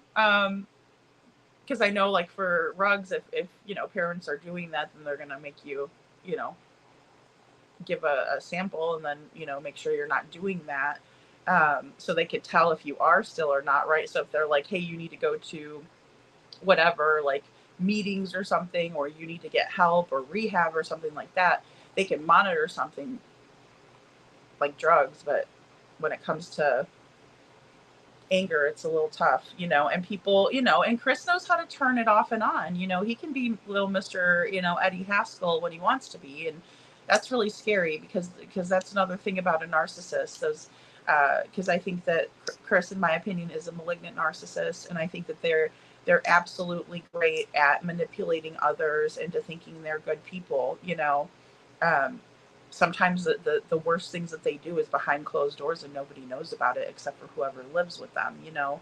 And people are shocked because they're like, wow, I thought he was like the best husband or the best dad. And then you find out, you know, that they weren't. Robini says he can only wear the mask as long as he has to marry quickly, in my opinion. Yeah, you know, or so that's why he has to marry quickly. Yes, Robini, I agree. I agree. He wants to hurry it up, right? Hurry the process along because, you know, it's very hard to keep up with that facade. It is. I would think it would be exhausting. And the threats, yes, Bling and BZ, yes. And the threats that CP made to Seth. Holly S says, in my opinion, there may be rugs. I think so, yes. Absolute nightmare, little Miss Sharon. Sasha says, I haven't overlooked the fact that Sebastian is close. Well, I wouldn't either. I think it's smart not to, Sasha. I do. Because, I mean, usually people do that so that way they don't have to worry, right? And also, thinking back on even something that Bullhorn Betty said a while back, I think it was even a month ago now, but she was talking about, you know, there's certain places when you grow up somewhere, like he is a Tennessean, right? And he's grown up in that area. So he knows the different places in those hollers, in those woods, you know, that he has grown up in and knows well that he could have a very good hiding spot where people wouldn't really know. But it's about getting into the psychological aspect of who we're dealing with, right? And not as, you know, a person, but what would motivate, and then that would be the you know, part of the opportunity that he would have and the advantage that he would have over law enforcement, being able to put Sebastian somewhere that he knows very well, you know, someplace only he knows, or only he thinks, you know, that he knows. Holly S says everything went to shit when she left for Chris. Yeah, a lot of it did. A lot of it did, you know.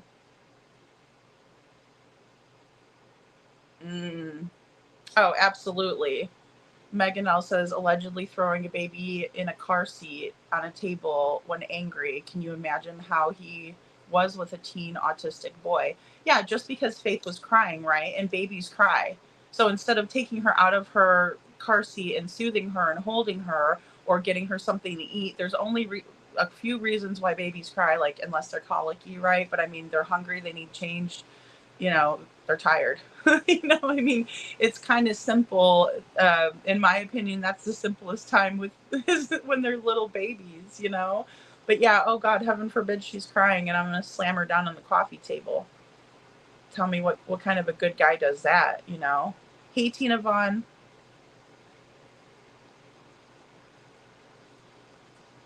Kiki says, my mind can't shut off about a lady came into Smiley's chat one night with us from the UK. She was crying and such, talking about how she was put into like a mental home in the UK, and it was so strange.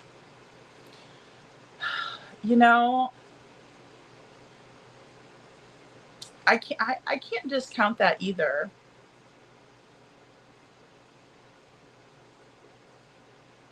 And that's the thing, Rogue. It's never going to stop with a guy like that, right? They just go from wife to wife and do it because you always think it's your fault, right? When you're in it, you're like, wow, that was my fault. Like I could have been better. I should have had dinner ready. I shouldn't have wore that. I shouldn't have said that. I should have, you know, any of it. But then you realize after you get out of something like that, and then they're doing it to the next person they're with, that it's their problem, not your problem, you know. Rogue says, Dad was the same way. He inflicted much physical pain and verbal abuse on his 4 wives, including my mom. She even said that he stabbed her with a pen and he dragged her by her hair to the basement, etc. Was loud. Oh my goodness, Rogue. And and that's the thing. I mean, think about the violence that Sebastian witnessed and endured. And another thing is they're trying to pass this picture off to us like there was nothing wrong with Sebastian's neck here, right? But they blurred something out. And this is one of many photos that we see that Sebastian has marks on him. And they're not marks from falling, right? Because that's another thing. That's another excuse we make up for the abusers, is that, oh, I fell. It was me. I did it. You know what I mean? And it's sick when a kid has to do that and make up for these disgusting people. Hey, Seclusion Works. All right, guys, I'm so sorry. I'm so behind in the chat, but here we go. We're going to do this next clip here. So bear with me. Okay, so this is the phone call, the threatening phone call that was just released the other day.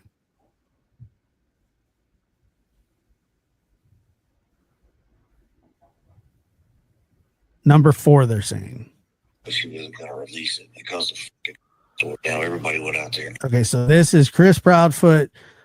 He is talking to a private eye that was hired by Seth Rogers. And they went on a show where Seth and Chris both show up. And they kind of have it out.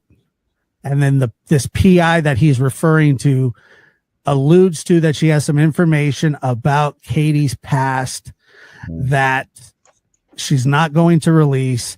Then that he claims that set off a firestorm, and then everybody went out and got the information. But in all honesty, the information had been out there already. Honestly, it had been out there since probably the second week.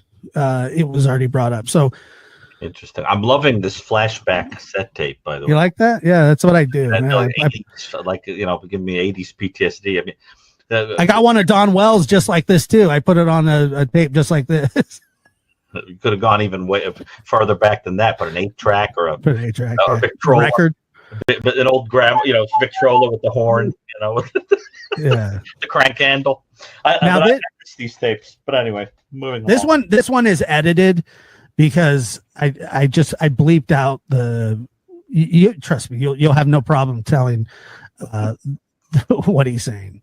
Right. But I have edited the cussing out because people are saying don't play the edited version. I don't want to play the other version because last time I did that it was just a nightmare. I mean, it really was a nightmare just from front to back. Meaning, people were there were a lot of people that were upset about it. People like my kids were there, huh? Yeah, we don't want with the kids. And that's why I did this. Stepfather is the person making the call, or the biological father? Stepfather is calling. Okay. Yeah. The one that we've been seeing on the screen that is a little controlling. Yes. Okay. Got it. And got it and released it. Oh, she said Katie's mom's name? She didn't say the name. She just insinuated she had the information. I mean, we do have the information, but... Yeah, and let me tell you what it started. Now all that information is out in the fucking open. And somebody better can explain to me very god quickly, preferably her. Yeah.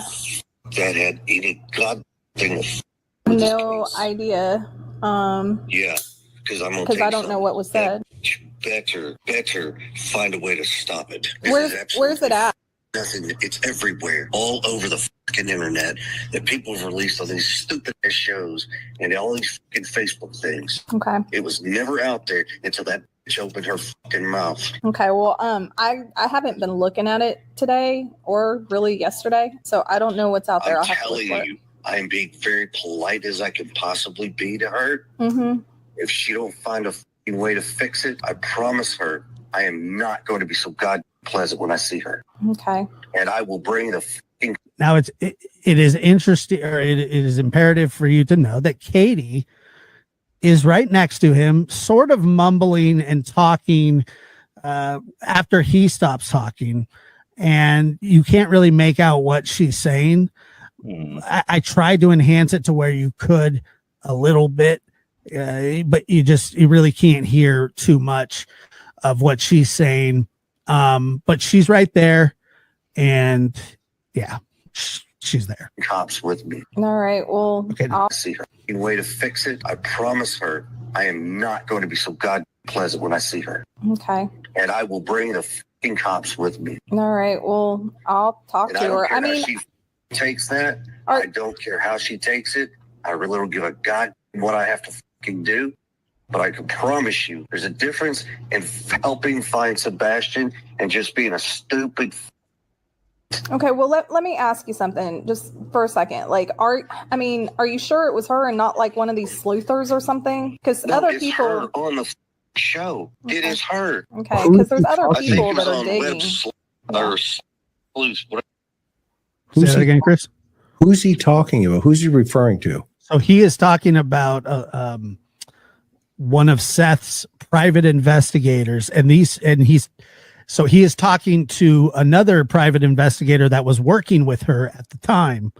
Neither one of them are working this case anymore. They've both been released by Seth for whatever reasons that he gave. But so he's calling to complain to her about Chloe, the PI who was working on the case with Seth, because she went on a certain show and sort of quote unquote opened her mouth about something that shouldn't have been brought up. Yes, her name was Chloe. And what was the thing that she opened her mouth about? All she said on the show was that she has information about Katie's past, and that was the abuse that she suffered at the hands of her mother. Okay. Yeah. And I agree with that story. You know, it basically, you know, Seth hires Heather and Chloe to be his PIs. Heather does an interview with News Nation saying that she thinks there was a domino effect, right? So I was like, okay, she seems to understand pretty well what's going on, because I also think that. I call it a snowball effect, but she calls it the domino effect. Either way, it kind of means the same thing, you know, push one domino over and they just all keep falling, right? So we have Chris and Katie. It is important to note that Katie is sitting next to Chris this whole time, and she's talking, but in my opinion, she seems to be talking to someone else that's in the room, because she is randomly talking, and it doesn't really fit with what's being said until a little bit later on. And it is extremely hard to tell or make out what Katie is saying, right? But I do notice that she was upset about the information being out. But here's what's weird, and this is why I think they're feigning outrage. Chloe was on Web Sleuths, and she said that they have the information, but she's not going to share any information about Katie's past. And that's all she said. JLR put this information out about Katie's past around the second week. And I'm not trying to call anybody out here or anything like that, but what I'm trying to do is tell you guys the facts and how it went down. And it is just what it is. It's, you know, it's how it actually went down. And that information was out. And I wanted you all to know as well that, you know, Josh did clean this audio up. You know, you can hear some really harsh and horrible statements being made, right? So Chris comes on and he's like, somebody better explain this to me. You better find a way to fix this. You better find a way to stop this. And Heather's like, well, where is it? And he's like, it's all over the place. It's on Facebook. It's all over these stupid shows. It's been released. And it's like, okay, so how exactly is somebody supposed to stop that? Because once somebody puts something out, it's out there. There's nothing that you can do about it. You can get your little panties in a twist all day long, but it's not going to change the fact that it's out there. It's out there. Deal with it, right? Now you find a solution moving forward, but you cannot just take it off the internet. It's out there, you know. And we, at this point, didn't even know that Katie was giving access to her mother, Frances, giving access to Sebastian, because Katie's mother has a horrible record. and I'll just pop it up there. It is what it is. I'm not trying to bash anyone. Please don't, harass anybody. I know you guys won't, but I'm just putting that disclaimer out. Hey, momming it up. But, I'm putting that disclaimer out because it's important to know what happened here. I don't want anybody to get hurt, but here's the thing. We have to know. It's not okay to just brush this under the rug, especially if she had access to Sebastian, which has been alleged. Even through FaceTime, somebody has that kind of charge, you don't let them around kids, even on a FaceTime. They should have no access to children whatsoever. Hey, TN nurse, good to see you. And then, let's see. So he's like, if she doesn't find a way to fix it, then I'm going to not be very pleasant when I see her next time, and I will bring the effing cops, right? And then he tries to be almighty, all-knowing Chris and say, there's a difference between finding Sebastian and being a bleepity bleep bleep bleep, and he goes on to insult Chloe, which, she doesn't deserve that. She didn't go up there and spill the beans. She could have. In my opinion, as a private investigator, it's probably better to keep some of that stuff close to the vest. But in the same way, it was already out there. They were just trying to find someone to blame, right? They were just trying to feign outrage, find a reason not to work and cooperate with this PI because he was because she was Seth's PI, in my opinion,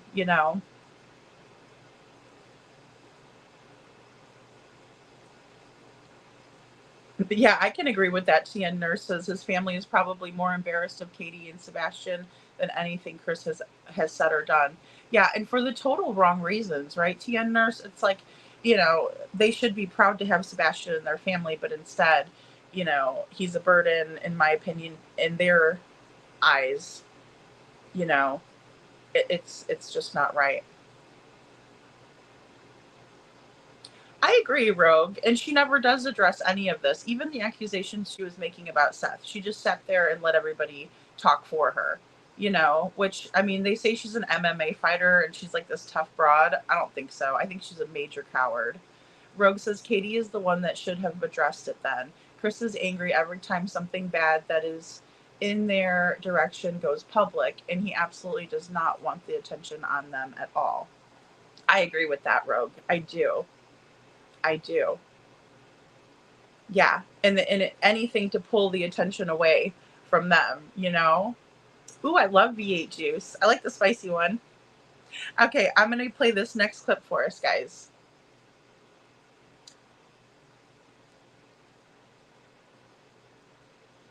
That's what she was referring to, but that information had been out. Well, he's blowing his gasket here because it was alluded to, and he'll explain it a little more. She never said it, but she kind of said, well, and then everybody went out and got it apparently. But I guess he didn't know that it was already out there. I'm not really sure why. Whatever that woman's name is. Web sleuth. Yeah, whatever. It was on that fucking show. But I don't see. I can't see Chloe just giving out that information though. She did. You're missing my statement. Okay. I didn't say she gave the information out. I said she made a statement that she had it and wouldn't fucking release it. That right there was a trigger to start this fucking storm. When she shouldn't have opened her fucking mouth in the beginning. I don't know what kind of fucking PI or whatever the fuck she thinks she is or how she does this. But if she needs a fucking education and schooling on being a PI, I guarantee you I'll find somebody who is truly a PI and let them school the fuck out of this woman. All right. Well, let me try to figure it out because I know neither her or I have given out any of Katie's information. It's not giving it out. Yeah. All you have to do is start one sentence. I have the information. I'm not going to release it. She started a storm. Actually, she better figure out how to fix it. You know, something else I'll tell you, there was a woman that reached out to me that before I had ever even, before I ever knew anything about Katie's family or past or whatever, there was like this random woman. Now you can hear her kind of mumbling in the background to Chris while Heather is talking on the phone. And once Chris starts talking, she immediately stops talking right away. He's not intoxicated. I don't know. I don't think so. I mean, I have no idea. I don't think so. Sleuther that reached out to me with like some of Katie's family's names and whatever. Like, I will say that she was wrong about, she was talking about Penny Payne, and she thought there's a Penny Payne that runs like some sort of Penny Irene Payne or some shit. Yeah, I don't know. Some medical place or something. Yeah, it was the wrong Penny Payne, but she had the right names. She has the right names. Just like the wrong people. Katie Lynn Payne. Yeah. Oh yeah, in this phone call, he actually at the end says that he has to get up and get ready for work. So he's a crane operator. I hope he's not drunk. Yeah. Who supposedly murdered a 4-year-old. Right, exactly. And that's the problem with a lot of the sleepers.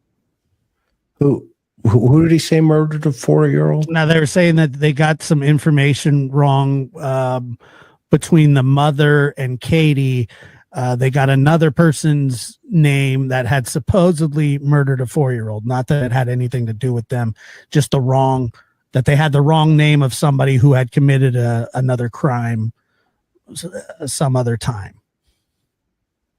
I'll play it. Let me play it back for you. So there's another person with the same name that committed a murder of a 4-year-old. I believe, I believe that's the different person.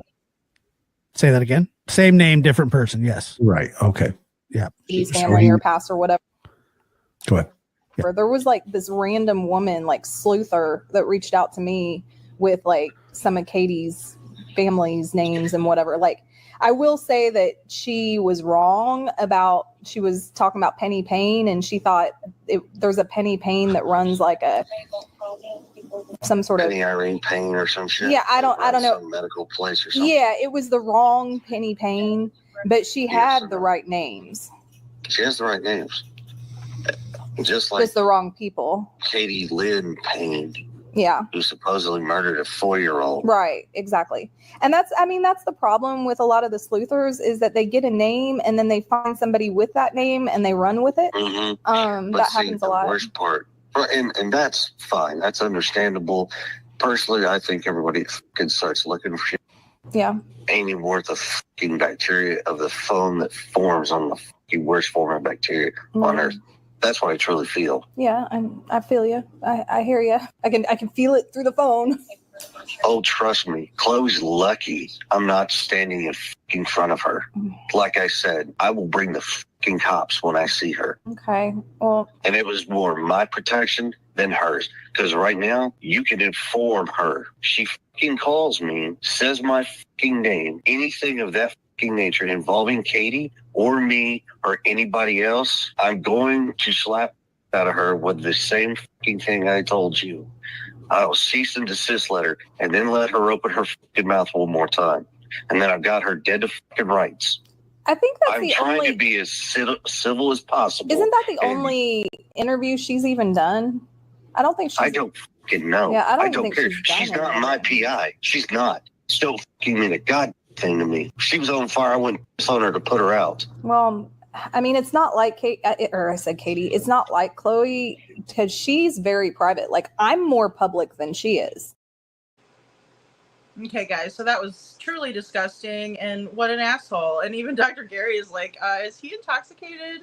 That was pretty funny. You know, he says he's going to school Chloe on being a PI, but then he hires Fish Sticks, who did nothing. He paid him $15,000 to do jack shit.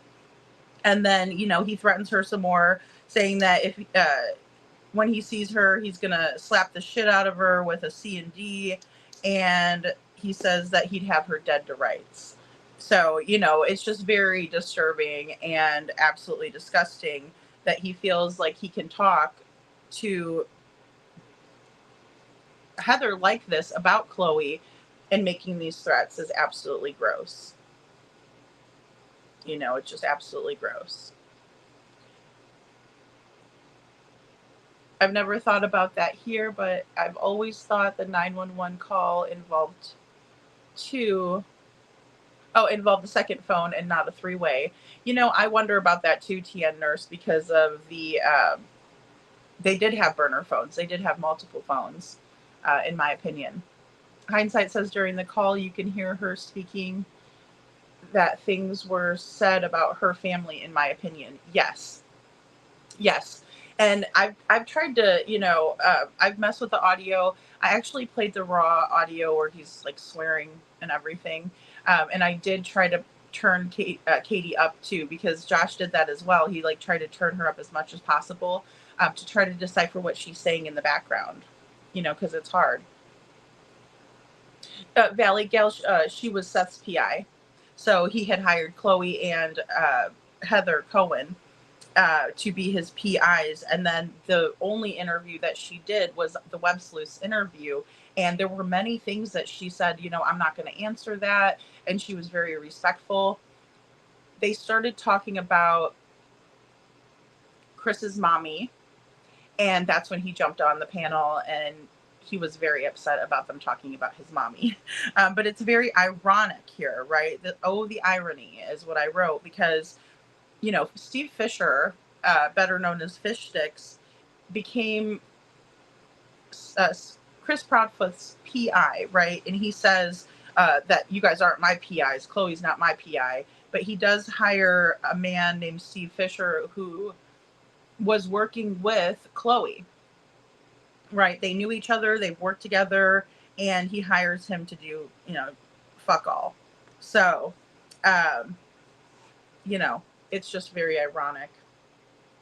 And it's very weird that she would link, that Chloe would link up Steve Fisher, or that Steve Fisher would work with Chris Proudfoot after knowing and hearing this. You know, it's just weird. It's just so weird. Yeah, and just knowing his true colors, right? Hindsight says truth should always be brought to light, especially for a child who needs help. I agree. And I know, and it's tough because I understand that, you know, this would be a very tough subject to have people discussing. But in the same way, I am more worried about Sebastian's feelings than anyone else's, Hindsight. And the truth matters. It really does. Yeah, basically they all effed Seth over. Exactly, Meg. Exactly. And that's like, you know, well, you know, it's ridiculous. It's like, but we're supposed to believe that they weren't the snakes that they are, the snakes that they turned out to be, you know, and that's the hardest part. Fish Sticks. I was smelling it like Sticks the band. Lisa B always, you know, but I mean, he was another one that didn't do anything. You know, he was fighting back and forth with people on X, and then, you know, fighting with people on YouTube, and coming in and crashing the chats. And Maman and Up says, absolutely, lady. Yeah, and you know too, Maman, it's like, you know, all of these people getting close to Seth, and then who the hell can he trust, you know? And I feel like that too.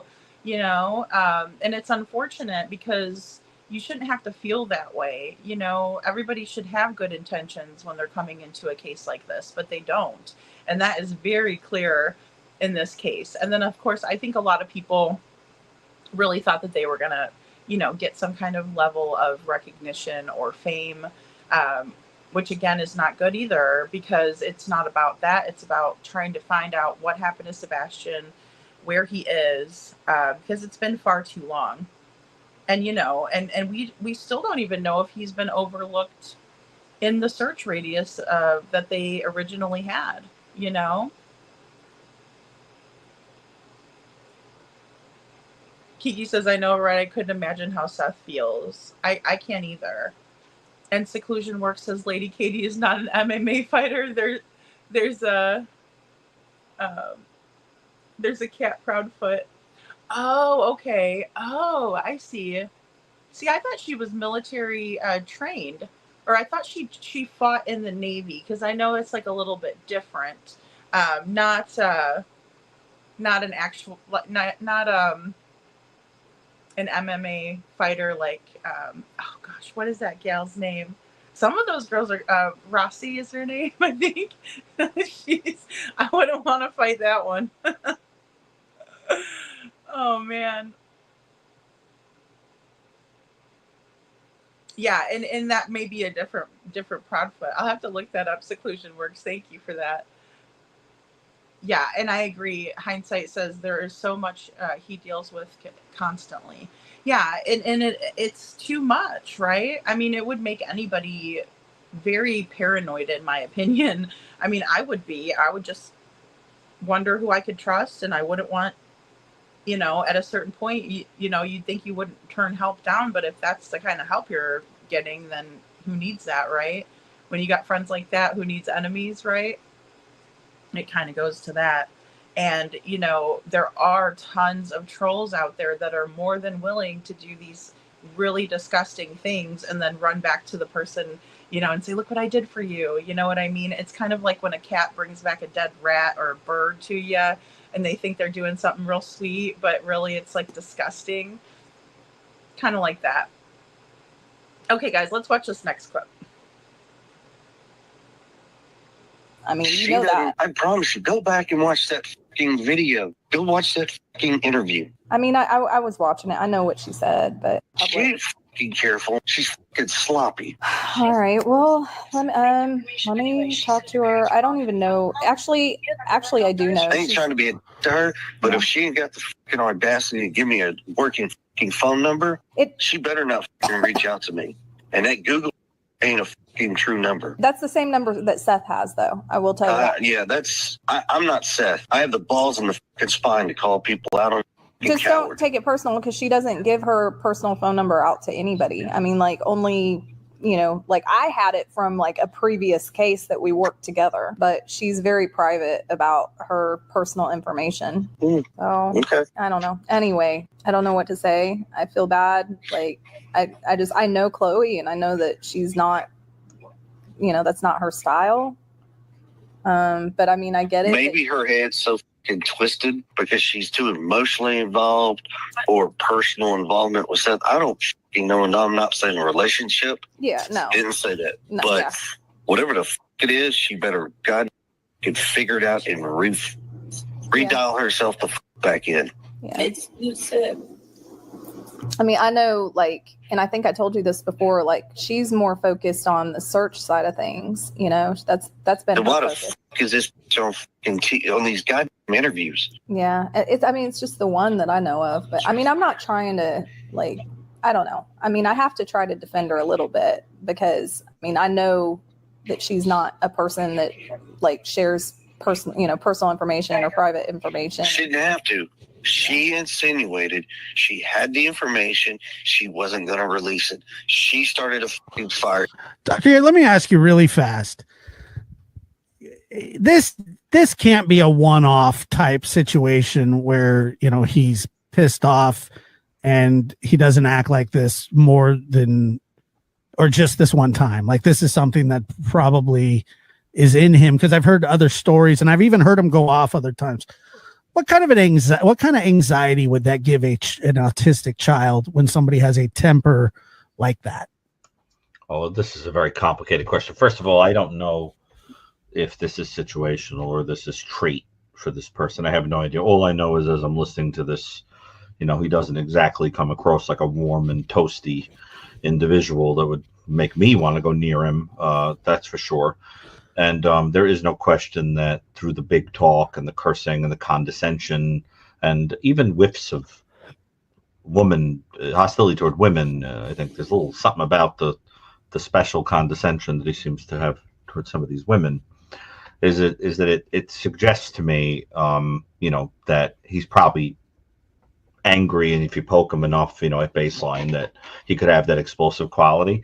But it's impossible to say. I only know that children that are on the spectrum are extremely sensitive to even the slightest changes in the environment and the way people act. Sometimes they can be strangely unaware, like that someone is being creepy or has weird affect or is kind of fake, or that they've upset someone. Sometimes they can be completely unaware of that.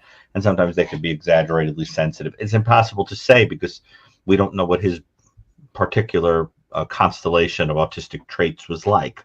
He could have been the kind that was in a state of kind of indifference to the environment. I don't know. I do know that based on what I'm hearing here, this is a very angry person and a very controlling person, and it's hard to believe there wouldn't be a lot of this under pressure. It does make the presentation on TV, though, look kind of like somebody doing a act. It reminds me of once I worked at an amusement park when I was much younger, and there was a character that used to hang out with children that wore like a big fuzzy outfit. It was like super playful and happy.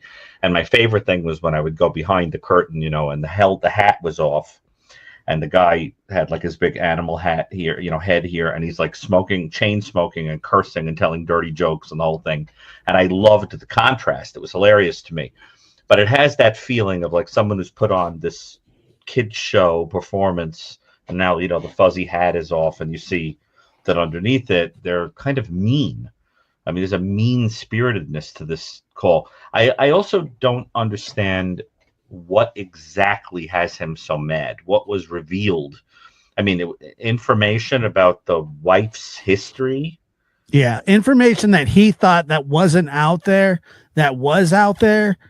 Right. is why he's mad. But the information was out there, but he feels that it's just now out there because of what she said, I believe the day before, on a YouTube channel. And so but here's the thing too, you can hear her in the background. She's the one kind of sicking him on Heather, the lady that he's speaking with right now, because she's kind of encouraging, like, well, what about the, and you can't really make out what she's saying, but she's like, how does this have anything to do with, and he's kind of feeding off of her, I don't know, emotion. And you'll hear it a little bit more as we, but okay, guys. So she's not careful. She's sloppy. He's really, really mad that, she didn't give him her actual phone number. She gave him a Google number. But, obviously I wouldn't give him my personal number either. I wouldn't give any of those guys my personal numbers. It's just, it's very odd behavior that he's displaying. And he even displayed that on Web Sleuths. And she probably knew who she was up against. If I was a PI, I would be looking into him. Most definitely, Megan. Heather, Kiki says Heather and CP talking louder and coughing into cover what CP is saying, in my opinion. Yeah, I mean, she's definitely one that kind of is really interesting when she has somebody on the phone that's like yelling at her, right? She nervously laughs and that sort of thing. And, she very well could be doing that, I mean, it's hard to believe that anybody would be on Chris's side after doing that. But even the people from Web Sleuths were okay with, his PI fish sticks, and even okay with the fact that he was calling them web sluts, and they were extremely nice and accommodating to him, and he had no reason to do that to them either. But again, Dr. Gary talks about this condescending attitude, right? The cussing, the hostility, this hostility towards women, and we see that, right? So it kind of does suggest that he might have a hatred for women. Also, his explosive quality, explosive tendencies, and then kids on the spectrum, they don't typically like that sort of behavior, right? They don't like the loud yelling or changes in their environment, things like that can really upset them. And without knowing Sebastian's traits at this time, they're a little bit hesitant to speculate too much, but they do a little bit, right? And, Dr. Gary's like, I just don't understand why he's so mad, right? And then he talks about the contrast between the clown and, and he's out there, kid friendly. And then he goes behind the scenes, he takes his mask off, and, he's chain smoking cigarettes and telling dirty jokes and, kind of a mean spirited sort of, duality that, Dr. Gary says is quite hilarious, but also quite disturbing and scary at the same time, right? Because again, when you see the mask fall, it is very creepy, and it could be horrifying for someone, especially if they knew the person the way they thought they knew them when the mask was on. It can be devastating when it's a relationship. Lana Lee says CP is acting tough, but KP is tougher. He keeps people looking at him when we should be more focused on her. Absolutely. I think so, Lana Lee. And I think that is one of the mistakes that I made, even in the beginning, is looking at Katie as if she was a battered wife, because I don't think that's the case anymore.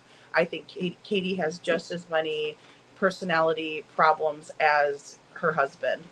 Mama Duke says this isn't Chris at his worst. I've heard him go off about BJ. Now that shook me. Mama Dukes, yes. And, I played that in pieces, right? Because, again, Seth went on Josh's panel and was discussing Chris's rant and what he had said, and was sticking up for women and telling Chris that he's a little bitch that he is. And, I was like, oh, I better make sure that I go and grab what Chris said first. And so people aren't saying, well, how could, somebody say that, or how could somebody do that, and blame Seth. And it's like, no, you have to see what Chris said.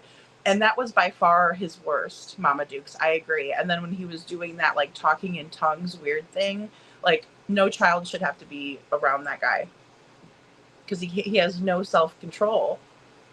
Hindsight says, in my opinion, he has been silent because his daughter is most important right now. Once she goes home, he will resume his panels, in my opinion. I think so too, because that's what happened last year, isn't it? They went on that Queen Bee episode. He was telling Cluminati that he was going to go dark for a little while, and he certainly did while he had faith, and then back up to be, his regular old self, that we see.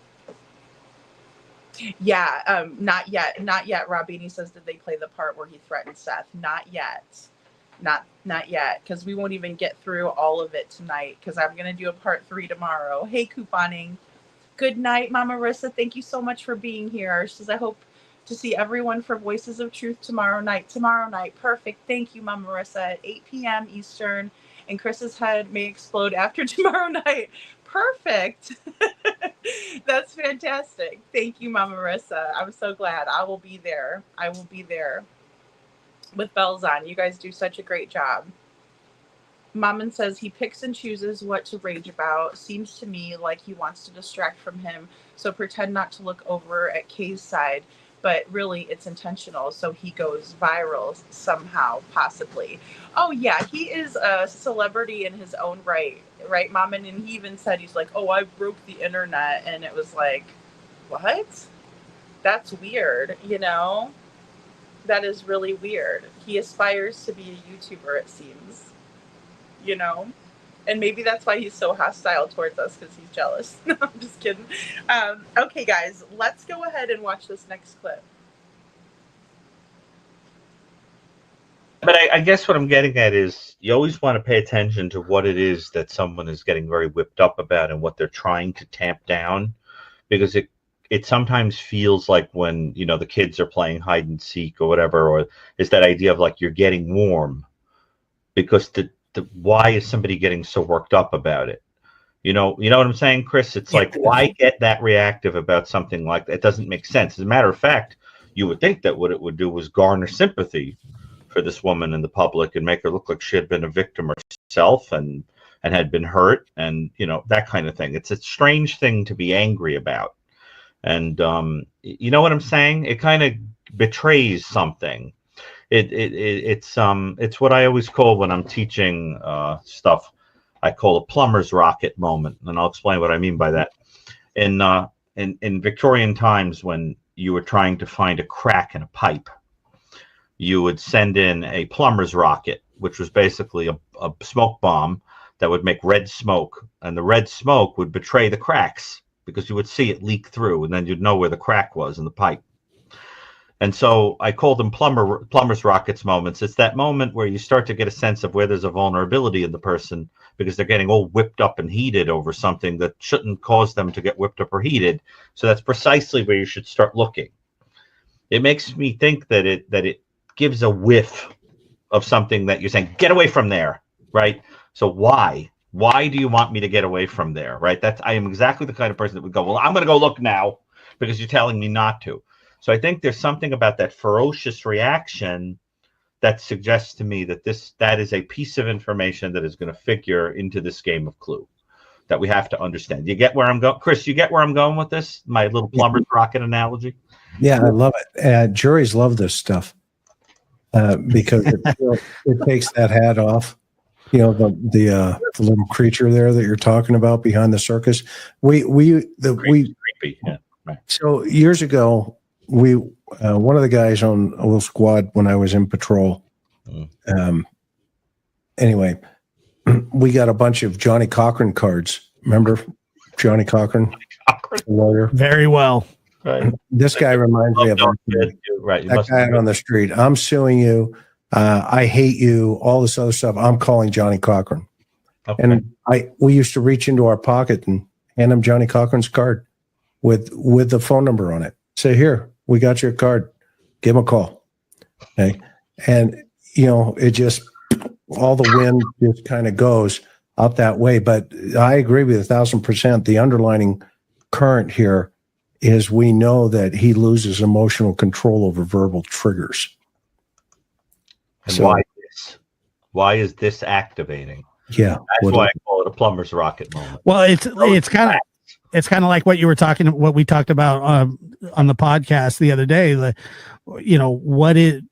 days are triggering, certain instances are triggering. He's absolutely triggered. Yes, and Dr. Gary's side job, somebody said is plumbing. That makes sense. I plumbed the depth.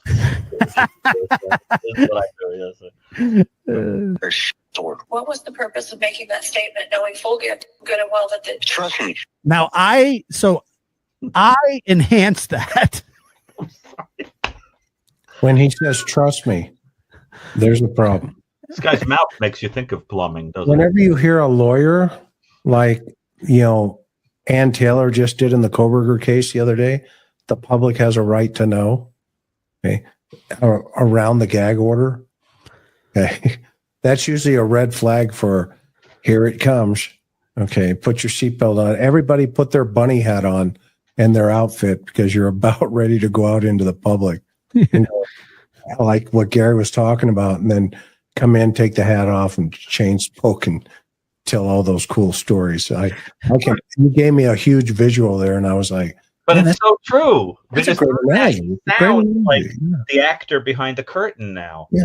And now if I rewatch that first thing, it sounds so phony. Yeah. Right. And for my next trick. But so when I first heard this, you couldn't hear what she was saying, and I meticulously went through all the sound waves very bit by bit, and I moved it to its own separate spot, and I turned it up with an echo as loud as I could to kind of hear what she was saying. And like I said, you can tell that she's right there, and she is kind of feeding his, that my wife, he's like, this is my wife, how dare you type situation. Listen again. Yeah.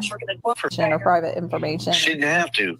She insinuated she had the information. She wasn't going to release it. She started a fucking fire sword. What was the purpose of making that statement, knowing full good and well that the trust me?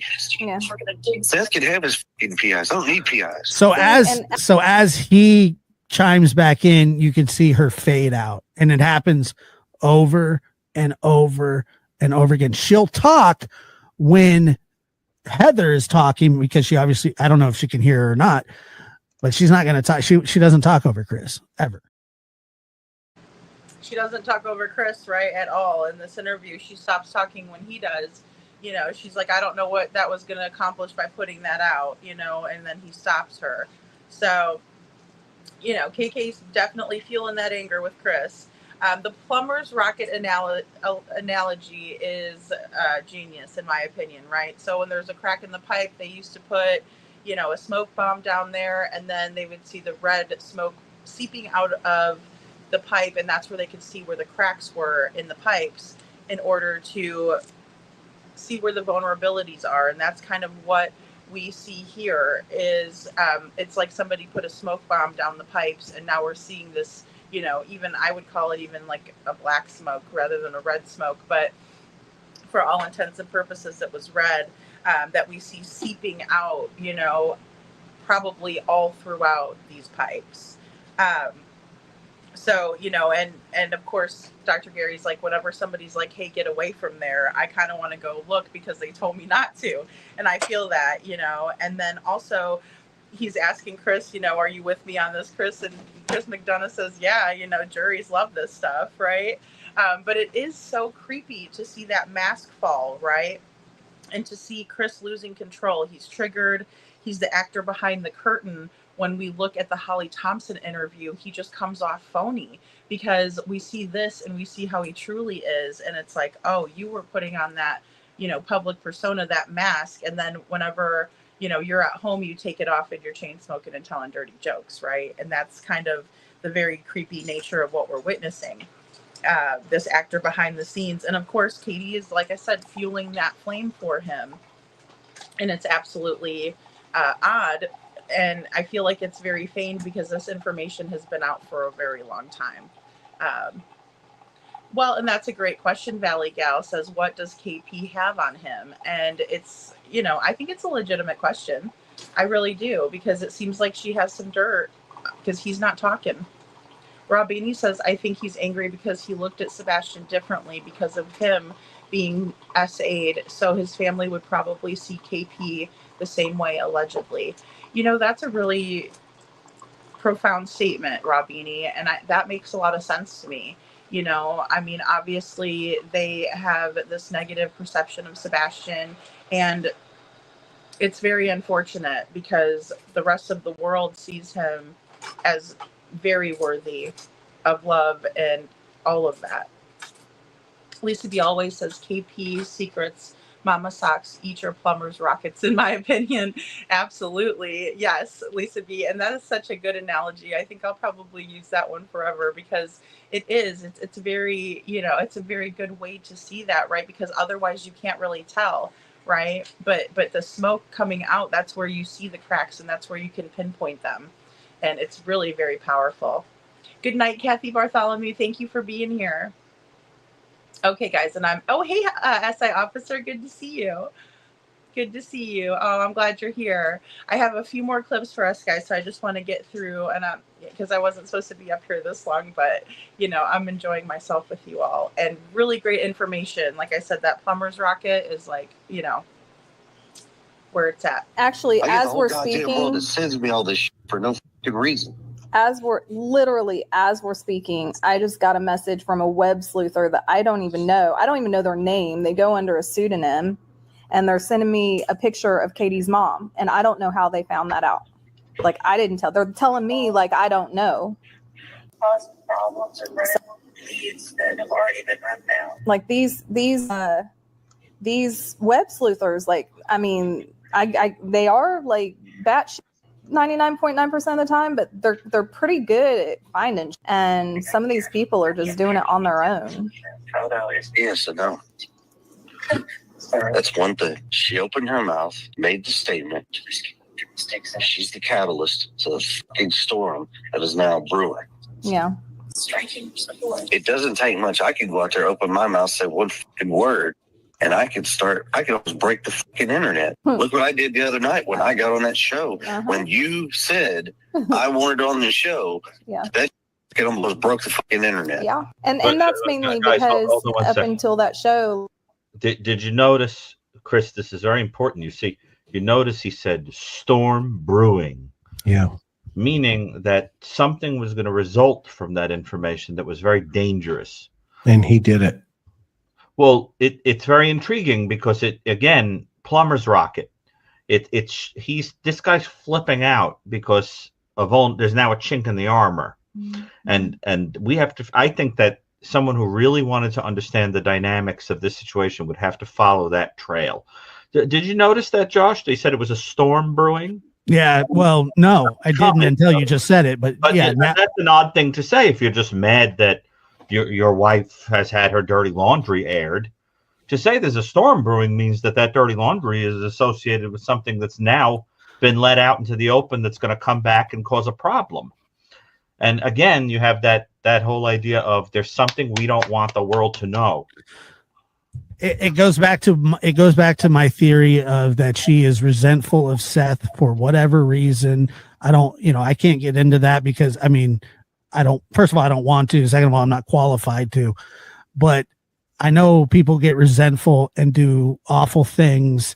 It was Sebastian too much of a reminder? Did she not want Sebastian to go live with Seth, and that it was just a bridge? It was a bridge too far to kind of just give up, the custody that she had, because maybe she felt she was losing it. I'm with you on that, Dr. Gary, is that I don't know what Chris Proudfoot's involvement is, or if he has any at all. If any at all, who knows? If any at all. Fact of the matter is, the last person to be with Sebastian at the time was the mother, and there's obviously trauma. They're saying that mom's on probation. Do we know that for sure? I don't know. That's public record. That won't be hard to find. Mother. Oh, her mother? Apparently. So what the chat's saying.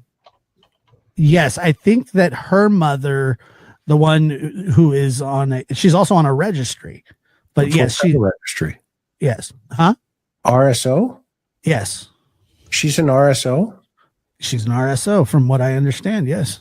You know that you just exploded Chris's mind and mine, right? I thought I mentioned that to you guys.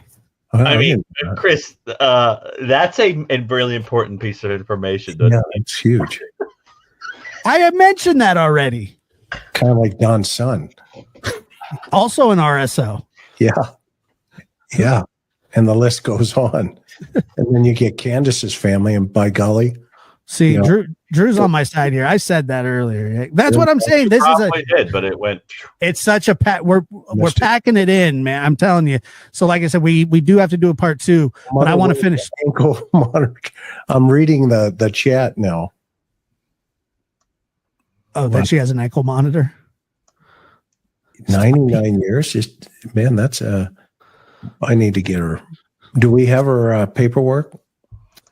I don't, but we can get a hold of it. It would be nothing. Yeah, it's public record. You can pull it. But be prepared for this kind of phone Like call. you and Katie both were pretty reserved about anything that you were saying, and that was the one time that you just kind of went berserk. No, that's the one time I went out there and stated the fucking facts. Yeah. I didn't go berserk. Well, Now they've dug in. No, We are going to need a part 3, Lucy. I love Chris every 2 seconds.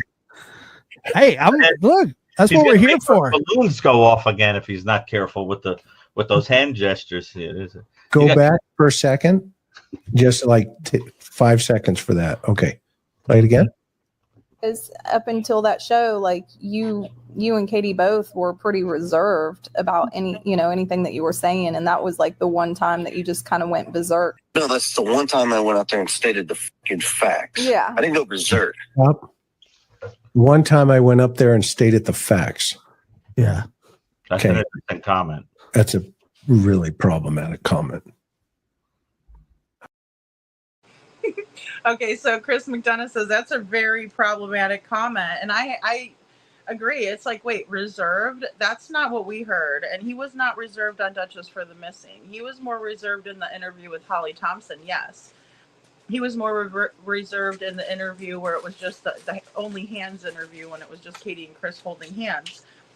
So I disagree. I think CP has been a major asshole since day one, and that's on him, not on anybody else. So Heather blames sleuthers, right? And she's telling Chris hey, I just got a message from a sleuther. But Chris is still mad about Chloe not, saying anything on Web Sleuths, right? She didn't give any information. She didn't share anything, but yet he's still angry, and he still wants to be heard. And he still wants to throw his baby fit. If we want to understand the dynamics, we need to follow the trail of smoke. And I completely agree with that, right? But they don't want us to know about it. There's something there that they don't want the world to know. And at this point, it was obviously that Katie has a registered SO for a mother. And that's just a fact. And another fact is that Katie was with Sebastian last. That's just a fact, right? And then automatically Chris McDonough's like, wait a minute, her mother's an registered SO. And, Josh laughs. He's like, yeah, I did mention that earlier. And then he went straight to Summer, right? And was like, well, look at that family dynamic and look at what Summer was dealing with, right?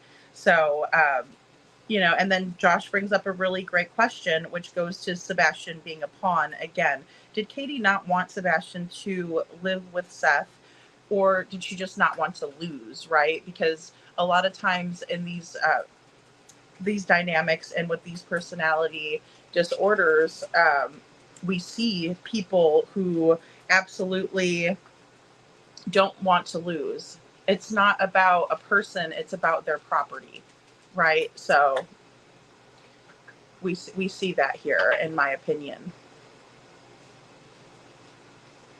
Yeah, Frances is on probation, Kiki, for, what she did. Oh, it totally triggers him, SI officer, because he doesn't want anyone to know that, right? He doesn't want anyone to know any more bad about their family because, look, we've already, threw the smoke bomb down at this point, and we've seen it seeping out of many, many cracks, right, along the way. And they do not want that. They don't want that, right?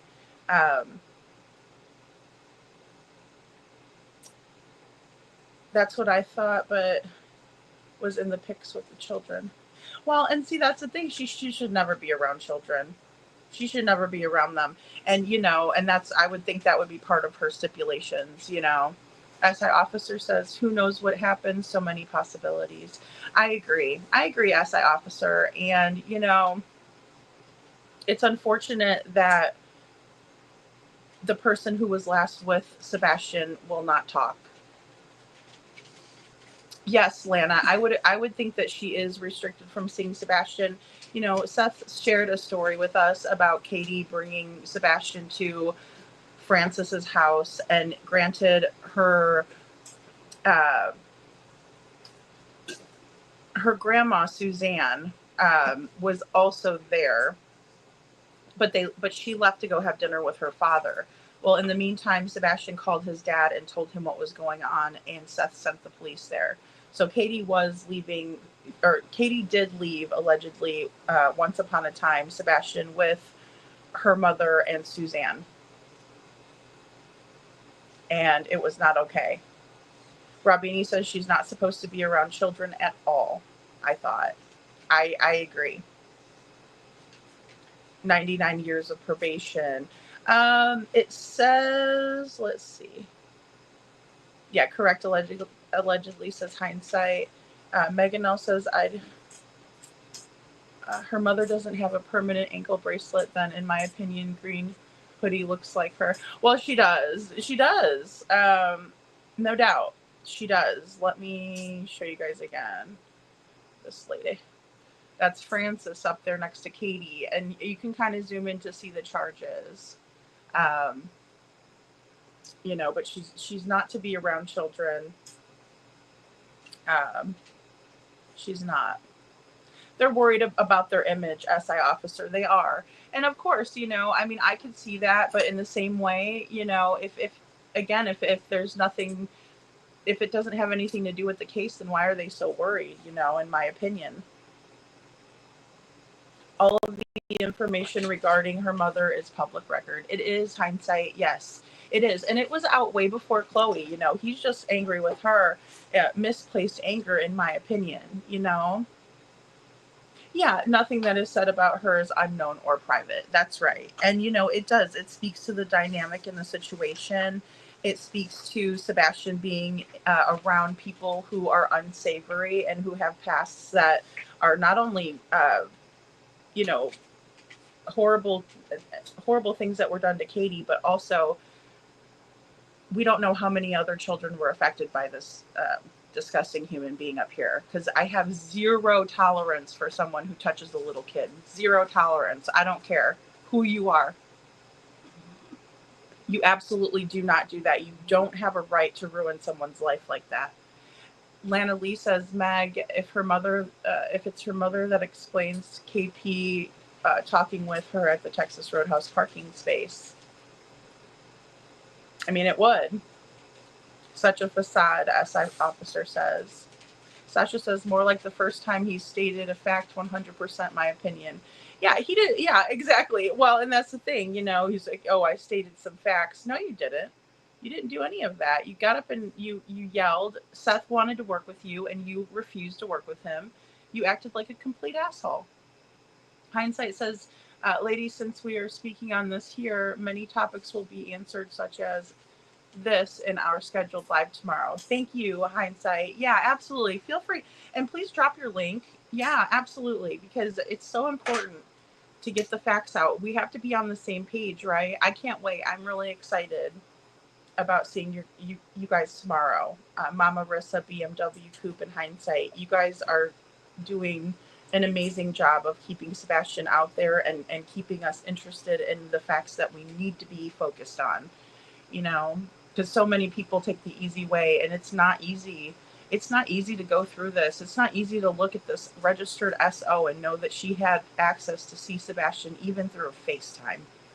She makes me sick. Megan L says, so her mother is no longer on probation. If there is no ankle bracelet, I'm going to say my opinion that Katie's mother is the Texas Roadhouse parking lot.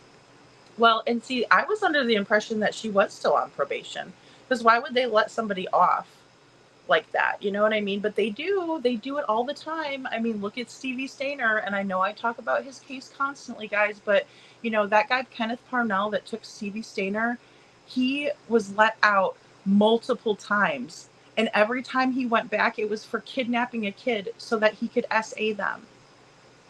Every single time. The only reason that Stevie got away was because he recognized that Parnell had brought this other little boy home, and he was going to do the same thing that he did to him to this little boy. And so he took off in the middle of the night with this little boy. And they let Parnell out again. And you know why he went back to prison? For trying to kidnap another little boy. When are they going to learn?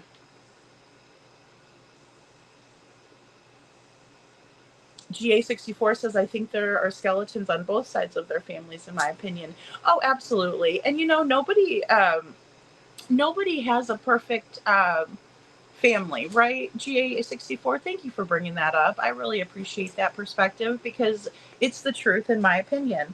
I think that everybody could say, there's someone in the family that maybe made rough decisions, some of which, it could be, you who made, a rough decision and stuff. People make mistakes throughout life, but the registered SOs, oh boy, those are the ones that I'd like to see at the, what do they call it, the Alcatraz or whatever they got, the alligators.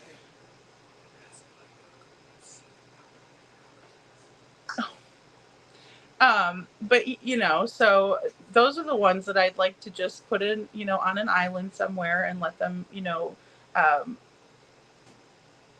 be horrific with each other. Hey, James Coover. James says, hello, lady. Just wanted to jump on here and ask if you heard about the hidden cemetery that is close to where the glasses were found, plus who the builder of it was, and not to say the name of the cemetery. I've heard a lot about cemeteries, James. I have.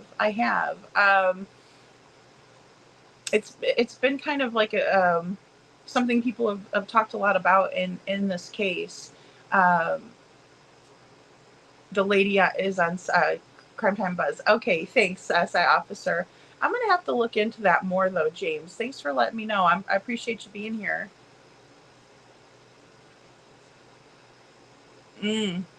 Valley Girl says Mama B may have pull and cash, but she will never have the societal respect she craves, in my opinion. Amen, Valley Girl. That's really well said. Really well said. Yeah, I mean, she's got a hoodlum for a son. She's trying to help him out, but he's just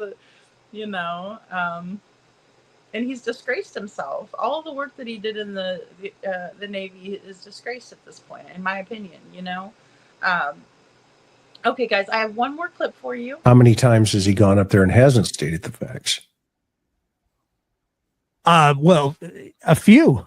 I mean, this I believe this was his last panel that he had done, but he'd probably done 6, 7 at least. And you should hear, and we'll do this next time because he was on Nancy Grace, and you should hear how he's kind of like a little coward towards her. Nancy. Who she is was on Nancy Grace, the stepfather or the father? Both. Huh. Chris and Katie did an interview with Nancy Grace. Steph did one, and that's going to be that'll be part 2. Like I said, this 14. Yeah, this is really, it really is the tip of the iceberg. There is so much. Well, Now they're dug in. No, I'm fucking pissed. I There's a know. difference in berserk, stupid, psychotic, and every other adjective you want to add into it. yeah. I'm neither. Yeah, I did. I did pop in on a panel one time that he was on. He kind of I wouldn't say he lied to me, but he kind of was, vague with the truth, I guess, when I asked him about CPS cases. Chris calls me the next day. He's like, "What are you doing? Causing trouble?" I said, "I didn't cause any trouble, did I?" Of those. No, but I'm I'm just just a saying you very said a whole pissed lot off. more than you normally say, and Yeah, so I did, and I had every fucking right to say what I said. Nothing I said was false. Nothing. I didn't say it was. I don't think anything you said was false. I don't know. I can't yet. But well, let me make a phone. Actually, I know I'm not going to be able to get a hold of her right now. I'm not going to be able to get a hold of her till this evening. And by the way, I sent a message to Seth once again. All right, so this is triggering, whether it's bleeped or not. So I just want people to know that if it's becoming too much, step away. Totally understand. And he wants to talk about not responding or whatever. I got in touch with Tony. We talked to Tony. That probably ain't happening. Got in touch with the dog handler. Guess what? That ain't happening either. And that ain't even on my decision because Seth doesn't know how to open his fat fucking mouth and give everybody the truth. Or what he does know, he didn't want to tell nobody, thinking that everybody's going to be sure sympathetic to his bull. When I told her exactly how many dogs, where they all went, what they've all done, she's like, "There's nothing I can really do or offer at this point other than to assist in a search if needed." Yeah. Bodies were dead and starts talking. Oh, so you did. What does that mean? If needed. Let me go back here. Assist in a search if needed. Yeah. Everybody's going to be sure sympathetic to his bull. When I told her exactly how many dogs, where they all went, what they've all done, If needed. she's like, "There's nothing I can really do or offer at this point other than to assist in a search if needed." Yeah. If needed. Apparently it's not needed, I guess. Okay, this is his son, right? Stepson. Okay. Yeah.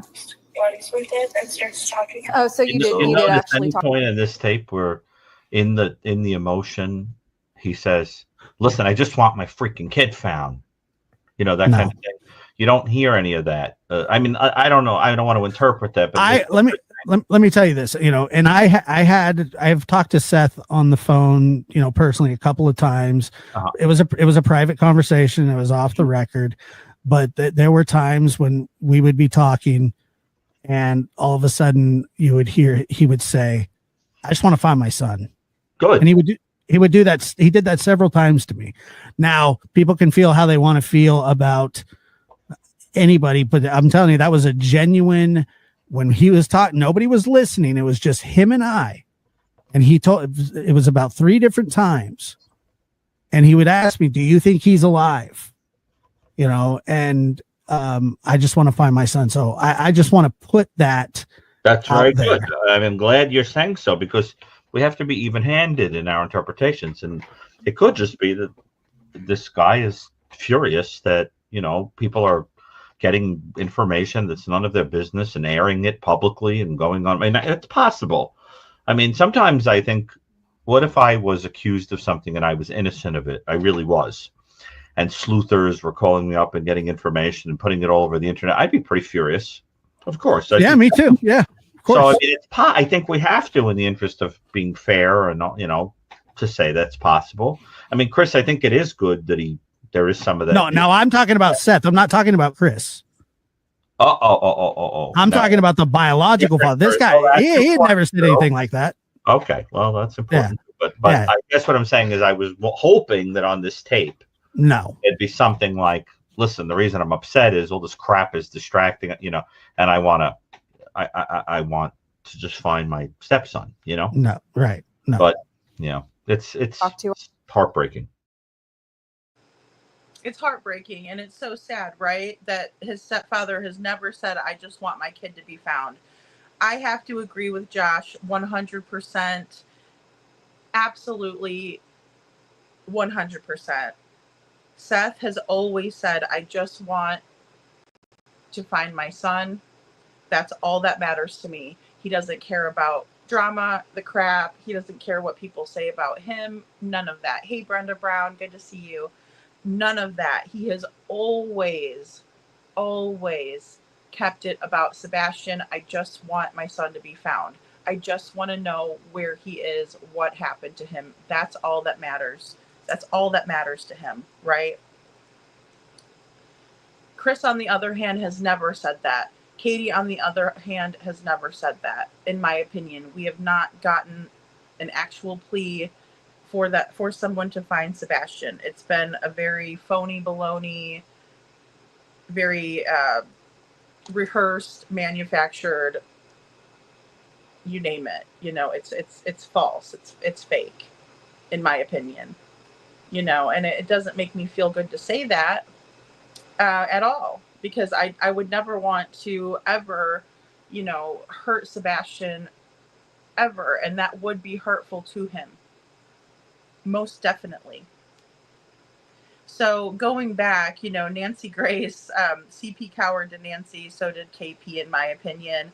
And then we hear more audio from Chris. Just disgusting. So he says, by the way, I sent Seth a message, and then he talks about how he got into touch with Tony Mathis and the dog handler, which is our canine captain, Jules, also. And he said that he told her about the dogs and everything that they did. And then he told her, or he says that she told him that there's nothing that she could do at this time or offer at this time, but she will assist in the search if need be. And, Jules is going to be dropping some more audio, right? As well. So we're going to hear more about that too, because something tells me he's a liar. Sasha says, I sometimes wonder if one or both of these parents was Essay and Sebastian had to hide it. My speculation. Well, Sasha, that's what Dr. Gary brought up. He said, was there maybe something going on where that was present and it was kind of blamed on this other young man. And, Josh said it was pretty across the board. Everybody said that this happened at the hands of this kid, but that doesn't mean that they weren't doing it too. I've thought about it as well. I can't lie. James says, yeah, when I heard about it, it really caught my attention, especially when the name of the hidden cemetery was said, something like Hollow Church, something like that. And with it having so many connections. Oh, sorry.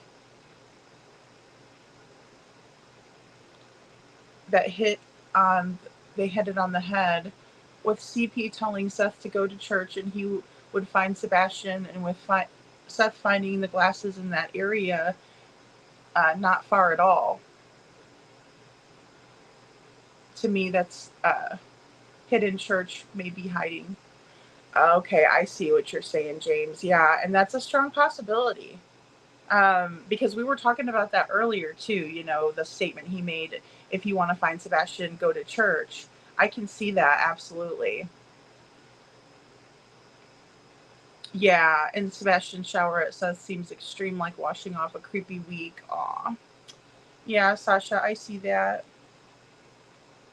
Hindsight says, James, in my opinion, I do not feel that they were his, nor that the statement CP made implied a location of Sebastian, in my opinion. Yeah, I mean, I thought about that too, hindsight, because he could have been taking a dig at him, or maybe trying to divert attention away, because they've been doing that too. You know, it seems like they think it's funny to kind of give a false lead, or, you know, say something cryptic and then watch everybody's reaction. So I'm with you on that too. I mean, hey, Adam Forever 21, good to see you.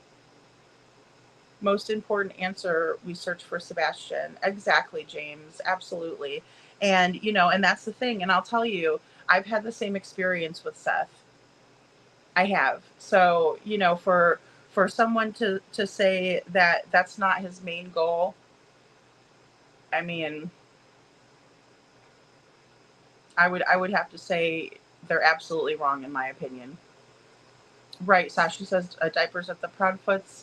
That's really odd and creepy. It is. It definitely is. And it seems like Katie wasn't carrying that over at the Texas Roadhouse, because Sebastian didn't appear to be wearing a pull-up, and he also went to the bathroom just fine.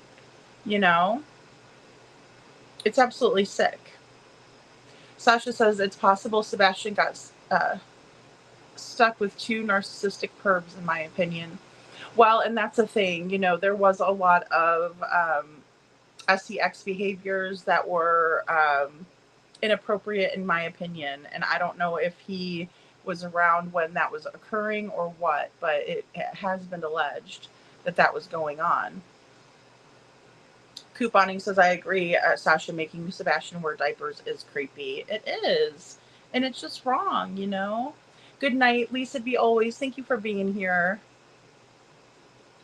James says, it's so weird that the hidden cemetery and the builder and even the water towers or corn bins, whatever they are also very close to those glasses found that LE said was not his.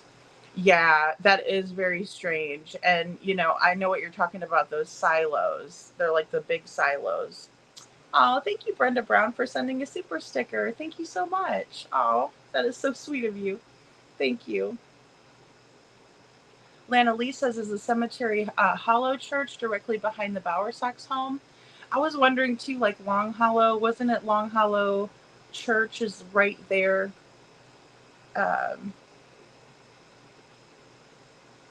James says, but if they ask KP about those glasses, and it's a possibility that she would deny that they were his, and I would not take her word for anything. Ellie would not trust them. I wouldn't take her word for it either. I hope that Seth was able to decipher whether those were thanks, Brenda, that those were his. You know what I mean? Because I mean, you know, it's kind of like asking somebody that had something to do with it, right? Of course, they're going to be like, "Oh no, those aren't his." You know, is this a clue? You know, and they're not going to say yes and get themselves in trouble. So, it is a very tough situation that we're in right now, because again, even with building this timeline out, it's like, you know, there's so much, and even trying to explain it like how Josh is, that's where we kind of run into such problems, because there's been so much weird information that has been put out there and never verified by law enforcement. You know, they have never come out and just said, look, this is what we think, this is what we've come up with, this is a strong timeline that we feel confident with. They're giving us nothing. They're giving us nothing. And then they're sitting back and saying, wow, the rumor mill is just awful. Well, yeah, because we're trying to fill in the blanks. We're trying to figure out what happened to Sebastian. And again, you don't have that same angst when it comes to Chris and Katie, or when it comes to law enforcement. The only one that we see pushing is Seth. I want to find my son. I want better laws in place so this doesn't happen to another parent or another child again, right?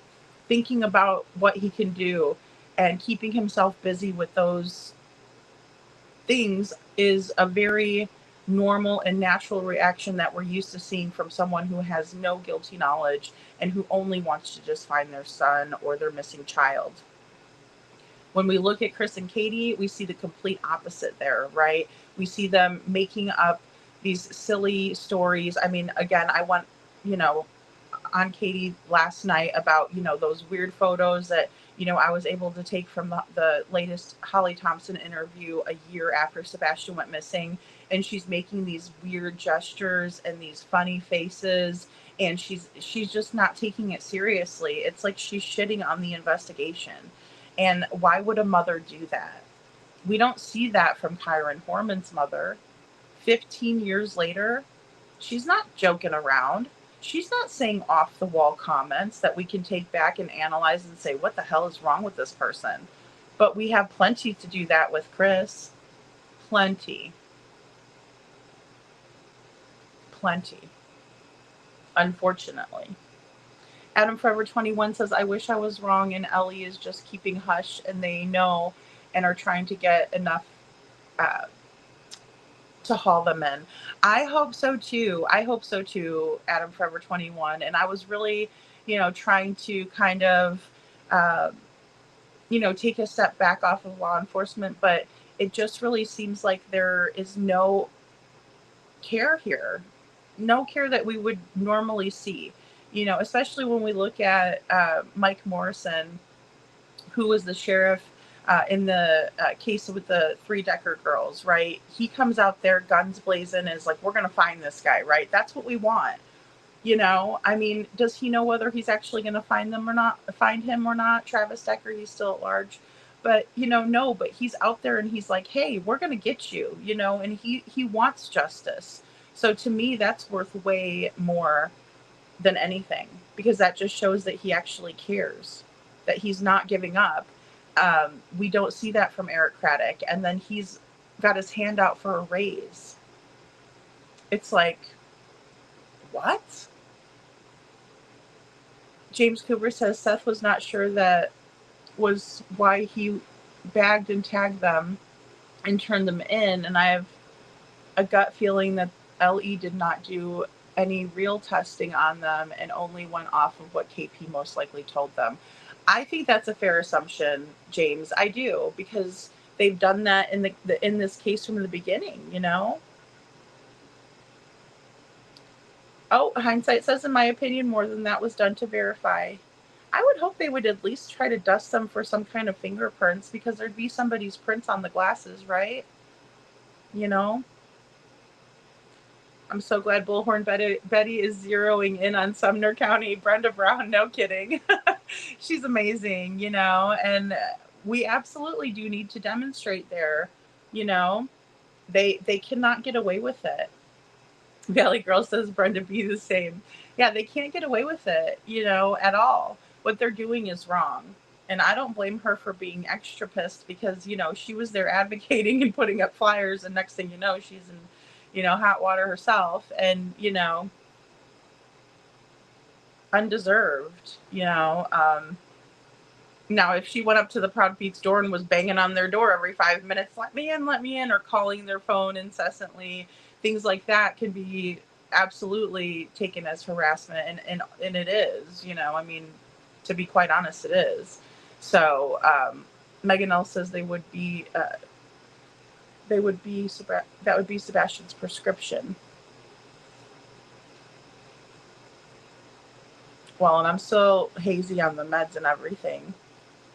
Brenda says Eric Craddock reminds me of the corrupt government in Washington State. Yeah. I mean, it runs deep. Hindsight says yes, Meg, exactly. Sasha, yeah, second generation has a water tower that definitely is rusting over this year. Yeah, you could see how rusty it is. I showed it, and it was disgusting and rusty. So really, really gross. And, no water for the town is going to go in there, So, well, and they were definitely treated in a friendly manner, in my opinion, James, too. They did take their word for it too often, in my opinion. And I don't think that they should ever do that. I mean, I'm not saying interrogate an innocent parent. That's not what I would want. That it's traumatic enough. But when we see these behaviors, it's absolutely strange, and we're too emotional to get on camera. But then the first time they're ever on camera, they act like this, Yeah. Thanks, Meg. Yeah, it would have. The glasses would have been Sebastian's prescription if they were his. Yeah, yeah, that would have been another indicator as well. But I don't know. I mean, law enforcement said nope, they're not, and that was back in April, I believe. So.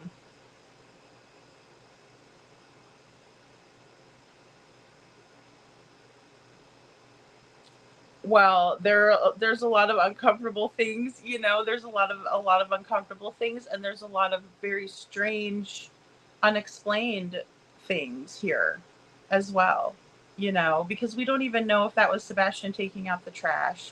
And Katie swears up and down that the FBI, was the one that confirmed this, although she doesn't have any receipts or proof of that. And the FBI has never come out and said that we know that Sebastian made it home that night. They haven't. They just haven't. So, well, guys, I'm going to hop off of here, but tomorrow we're going to do the part 3, Bubba, did you fall out of the bed? Because we have some more to go over in this panel with, Josh from the lab, Dr. Gary Mercado, and Chris McDonough. And I will try to find out what's going on with the cemetery and Crime Time Buzz. Was that her newest live? And then also I hope to see you all at Hindsight's live too tomorrow with Mama Marissa and BMW Coop, the Voices of Truth too. Perfectly Imperfect Boy Mom says, but who knows if law enforcement even told the truth. Those could have been Sebastian's, and Ellie says no, like trash lights. Well, and see, this is the problem.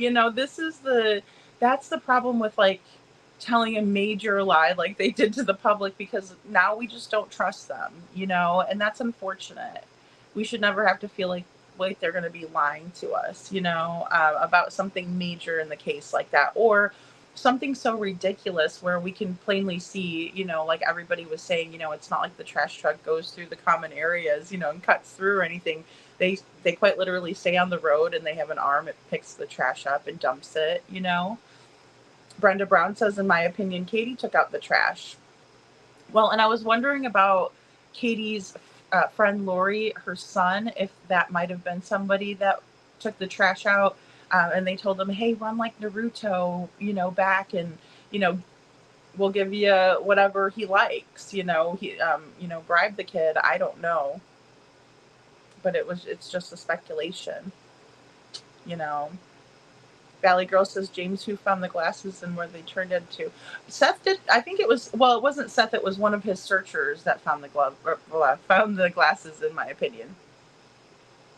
Hindsight says, unfortunately, we will only know the real truth when that truth is shown and confirmed. Until then, all we can do is try.